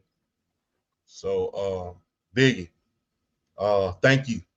The milk's for chocolate, the cookies, or the crunch. Yeah, so Biggie, thank you, man. Look, man, hey man, look, when you came out, people used to call me, hey, Big, what's going on? I'm like, dude, I'm happy to be big, man. Wear the turtleneck sweaters with the, had to wear casino. I had to wear the casino watch. I couldn't afford a Rolex. But that was just as good when you was a kid. You know what I'm saying? Wearing that. Ever wore the Coogee sweaters? Yeah, hell yeah. I bought me. Well, I just put it out there. One of my ex-girlfriends stole both of them damn things because she used to wear them around the house when she was running. I'm just gonna put it out there, man. I believe. No, I know exactly who stole them. I know you did it when you watched this because you stole my Wayne Gretzky jersey too, by the way. So yeah, I know. That was a funny thing, man. I bought that Coogee sweater when I was like 21 years old. I went on a shopping spree, man. I bought that. I had remember the jersey that Jay-Z had in the girls video? Yeah, I had that one, and I bought the Wayne Gretzky one. I mean, I spent about 2 bands in that mall that day when I was in the order. And then I never forget, man, that girl used to wear them damn things around that damn house, man. We broke up one day. I went to walk in my closet because I never forget when the LA Kings was in the Stanley Cup. I'm like, man, I'm about to break out my Wayne Gretzky jersey, man. So I go to my damn closet. This damn thing missing. Damn, what the hell is my jersey at? And then I get a phone call. Ring, ring, ring, ring, ring. Who this is? Hey, if you're looking for that Wayne Gretzky jersey, just know you ain't getting it back. What the hell you mean? What the hell you mean? I paid $400 for that. What the hell you mean? I paid $400 for that damn jersey. You ain't paid for that. But yeah, they knew exactly who. I knew exactly who took it, and they called me the minute the Stanley Cup Finals happened. But at least I got to see my team win. But I had me a Coogee sweater. I had me a pair of them Biggie glasses too. They brought them back out on Versace. They brought them back out, man. Those were. Hey, look. A good aura. Look. I'm going to just tell you like my daddy used to tell me, man.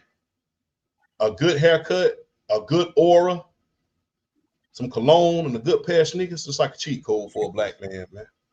So, just going to be real. When your hair fresh, you smell fresh, and your sneakers are fresh, and your aura is that's a cheat code for a black man, man. So, Biggie had all of that, and he was the ultimate cheat code, man. So, man, that at one point, man, you could walk him and LL Cool J in the room probably together. Girls probably go more so to Biggie than they do LL, man. So, yeah, man, love Biggie, man. Look, thank you for making my childhood a lot easier, man. So, people saying you big, man. Yeah, I'm Biggie, man. That was real cool, man. Seeing a big dude like that bring attention, carry that aura, that he was that, man. BRF. Oh boy. I mean, in terms of lyricism, he's definitely my GOAT. I still think he's the greatest lyricist of all time. And I mean, yeah, you can put Wayne in the conversation, you could put M in the conversation, you could put Rakim in the conversation. But I still think Biggie, for me, lyrically, I still think it's a GOAT. Like song wise, like I mean, of course, Big Papa, Juicy, Sky's the Limit, Going Back to Cali, like even like some of his like posthumous stuff, like after he passed, like Dead Wrong with Eminem, Like when I get dusted, I love to spread the blood like mustard. Trust it, my hardcore rain leaves you rusted. Like bro, like come on, bro, like come on, bro. Biggie was just him when it came to just being lyrical. Biggie was just him. Um, yeah, of course, you know who shot you. I mean, come on, man. That's like one of the that's like an infamous record, but it's still like so it's still so good like to this day. Um, yeah, I feel like one of the greatest beats in hip hop history that's like over the last few years is getting the respect that it deserves as a beat is Notorious Thugs. It's Notorious Thugs. Like him, like that like I'm glad that song is getting flowers because that like I mean well Biggie and Bone Thugs and Harmony on the same track is iconic in its own right. But for the song to be that good is just brings it even more up on an iconic kind of level. So Notorious Thugs is definitely up there with me. Loving You Tonight, you know, because you know it's Biggie, so you know he got to have a song for the ladies. So Loving You Tonight with R. Kelly is definitely a say what say what you want about R. Kelly. That is a hit. That song still slaps. That's up there for me. Um, Guys, trying to think what else. I know some stuff I ain't named. But like I said, I think I like I said I like some of the posthumous stuff that that was made like after he had passed away. Like Get money. yeah. Oh, God, love Get Money. Oh, I love Get Money. Like the Junior Mafia area. The Junior Mafia era is so slept on. So slept on. Um, Gosh, the like I said, Nasty Girl. They put that like the posthumous songs. Nasty Girl. Him and Jagged Edge. Love that track. Love that track. Um, but yeah, like I said, Biggie's my go in terms of just sheer, just pen to paper lyricism. Just his wordplay is like I still feel like is just only certain guys. Even you can even put certain guys in the conversation in terms of just sheer wordplay and just his ability to just make anything work. So yeah, Biggie for me is just I like he's one of those guys I would have loved to have seen make it and be alive and kind of get to these past like generations of rappers. Like I would have like, and the thing is like one thing I respect about Biggie, he would get on tracks with other rappers as far as like regionally, other regions, like what I'm saying. He would do a song with somebody from the South. He would do a song with somebody from the Midwest. He would do that. So I would have loved to have heard him like if he was alive during that that peak Southern hip hop era, bro. Can you imagine him and Outkast? Him and who? Him and Outkast? Bro, him and 8 Ball. Oh man, I forgot about 8 Ball, bro. Him Biggie and 8 Ball and MJG. Oh my God, bro. There are so many there were so many acts. I would have loved to hear him and 8 Ball and MJG, him and 3 6 Mafia. I would have loved to have heard him with some of the Atlanta rappers, T.I., Jeezy, Luda. I would have say what you want. I would have loved to heard. I would love him and Rick Ross go to Miami. Him and Rick Ross. Him and Plies. Boy, there's just so many rappers I would have loved to have heard him on the track on if he was still here today. But for real though, just shout out. I still feel like he's the king of this as far as like lyricism and whatnot. So Biggie's just one of those, and me being a big guy as well. So I got some of the Biggie treatment too. I had a pair of shades. I ain't gonna sit here and say I didn't have a pair of shades. I had a pair of shades. I had like one of the like I had like okay I don't have it anymore, but I kind of had like this like It's kind of like this kind of like tannish kind of like it was like a shirt and pants, like slacks, but it kind of looked like something he would wear back in the day. And then I'd have my shades and I put them on with it, and it just complete the ensemble. And man, just Biggie is about as influential as it can get. And we got to keep giving a guy like him, keep giving a brother like him his flowers and everything he did for the rap game. So shout out to Biggie. But yeah, that's just he's my GOAT in terms of the greatest lyricist of all time. He's my GOAT. So shout out to Biggie. No doubt about it, man. But also interesting, even though it wasn't really his song, because he used Snoop Dogg and the Dog Pounds, New York, big city and dreams. They ain't always what it seems. That St. Ides commercial. Remember when the St. Ides commercial? I ain't gonna lie, man. I tried that shit when I got old enough to drink it because I ain't feeling that St. Ives was nasty hell. I ain't gonna lie to you. But I love the commercials. I love the commercials. The commercials was good, but them St. Ives, that drink wasn't particularly tasty.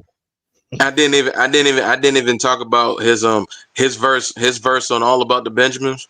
Like a song as big as that got, for him to be the last verse and just Biggie it, like destroy it, like bro. I mean, come on. Mm-hmm. But fellas, that concludes the rest of the Sports PSP podcast. Great episode as always. Again, we talked about earlier on the show, hearts and condolences go to Charlie Kirk's family, and heart condolences go out to the people who lost loved ones, the people who were critically injured in Colorado. Now this is really a time we just need to be together, and we just got to be together as a family and as a country and as far as a society, because there's a lot of great things to look forward to, and the last thing we need is more drama and violence. Words Mary J. Blige, no more drama. That's all I'm going to say regarding that. But BRF or Champ, any final words, and tell them where to follow y'all at. This time around, number one, always a privilege, a pleasure, and an honor in order to be on the Sports PSP podcast, the highlight of Friday nights. Man, look, I'm just excited to be on the show every week, man. Like I said earlier, man, on Friday night, man, my calendar is clear every Friday. So it's always good to be on the Sports PSP podcast, man. Always, man. And shout out to the people in Columbus, Georgia, because I know they're tuning in to watch the pod as well. Yeah, shout out to the Wolfpack, man. Y'all know what it is, man. Shout out to the Wolfpack. Y'all know who y'all is, man. Calvin, well, the Calvin brothers, I would say. Reed, Joe, Fresh, all y'all, man. So shout out to the Wolfpack. Hollywood, I'm gonna holler at you tomorrow. But shout out to and big shout out to Columbus for having the Black Fathers March today at the All Boys Academy. Oh, that's what's up. That's cool. Big ups to Columbus, Georgia, for having the Black Fathers Academy, for having the Million Fathers Walk at the I forget what the academy is called, but shout out to Candace Matthews, one of my good friends. She's a teacher there at that academy. It's a Christian academy, and they had a march up there where all the Black fathers came with their sons, and they was marching around with them. So big ups to them, man. We need to see more of that. The media doesn't really show that, so I'm glad the Only Columbus, Georgia page showed that. So big ups to the Only Columbus, Georgia page that not only shows the crime in Columbus, which is plenty damn of it, but they show the good things in Columbus as well. So big ups to them for showing that. Be safe, be careful. It's the weekend. Look, if I could give any advice to you, excuse my language, keep your ass in the house this weekend. And there's plenty of things to do in that house this weekend. You have college football, you have the WNBA playoffs this weekend, and you have the Canelo Alvarez and Terrence Crawford fight. And all that stuff is on the streaming service. So sit your asses down. You ain't got to go nowhere this weekend. Get with some family, get with some friends, Y'all find somewhere to sit and sit down, because you can't get in trouble when you're in the house. I'm just gonna be real, and that's probably the most comfortable place you're probably gonna be in, outside of a few circumstances, I would say. But yeah, sit on down this weekend, man. And now's not the time to be trying to go party all over the place, man. Sit down. Just sit down, watch college football, get you a plate, get you a big old plate of fish or some wings, and get you a big old cup of that Grand Marnier or something like that, man. Sit on down in that house, man. Just sit on down, man. Now's not the time. Don't get in no trouble this weekend, because everything it's like a coil at this point. It's only gonna take one more incident and it's gonna pop. So let's settle down, man. Let's keep our cool. Let's respect one another first. Let's respect one another. Look, tell you something that my father say in closing. Respect is the minimum. And it's better to be respected than loved. If you ever notice, people always say they hurt the one they love. They don't try that shit with people they respect. Well said, champ. BRF. Always a pleasure. Always a pleasure to shed a spotlight with you, two fine gentlemen. It's always a pleasure. Hey, we can repeat it time and time again, but this show is called the Highlight of Friday Night for a reason. So it's always a pleasure to get on here and shed a spotlight with you two fine gentlemen. I do want to give some thoughts here. Not too bad, but a little unfiltered. I think people need to hear this. We as a nation, after this week, needs to just finally face a realization that we all have uncomfortable truths, flaws, but truths that we need to face as people. And as far as holding ourselves accountable for our actions, as far as like what we do and all of this, until we all as a nation, every group of people can face the fact that we all have uncomfortable truths that we need to hold ourselves accountable for, this country will never grow, will never be united, will never be able to stand on its own like it once did, until we have uncomfortable conversations. And it's getting to that time. Certain demographics may not want to have these conversations, but you're losing your leg to stand on.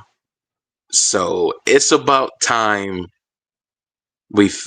that people face the music and prepare themselves. The time for uncomfortable conversations is now. And until we establish this fully as a nation, we're going to be in the same boat we're in right now.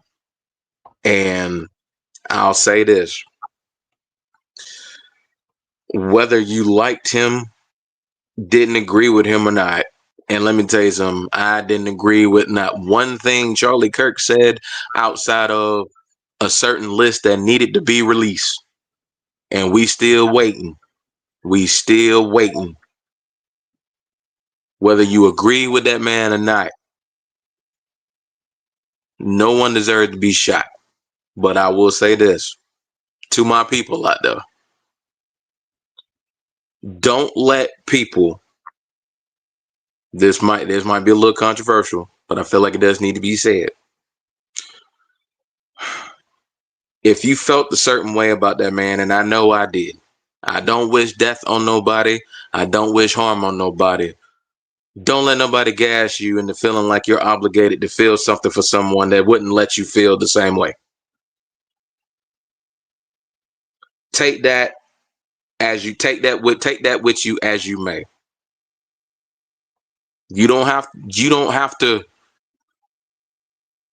Just because you might not like somebody doesn't mean you have to wish death on somebody. But you feel how you need to feel in situations like this. Don't let nobody gaslight you into feeling the way you don't think you need to feel. But the time for uncomfortable conversations needs to be happening, or we'll never stand with a strong front as a country, like we need to. A topic not thought about is a topic not talked about. As always. Y'all know where to follow them at: Instagram, TikTok, YouTube. Please go like and subscribe to the Sports PSP podcast. We're going to put out some more content. Please, everyone, enjoy the rest of your weekend. If you're going to go to a bar or whatever, going to go to a party or whatever, please drink responsibly. Have a good time. Reminisce on the good old days and stay safe, man, and enjoy, because nothing is promised. Nothing is promised. Y'all enjoy the rest of your weekend, and peace.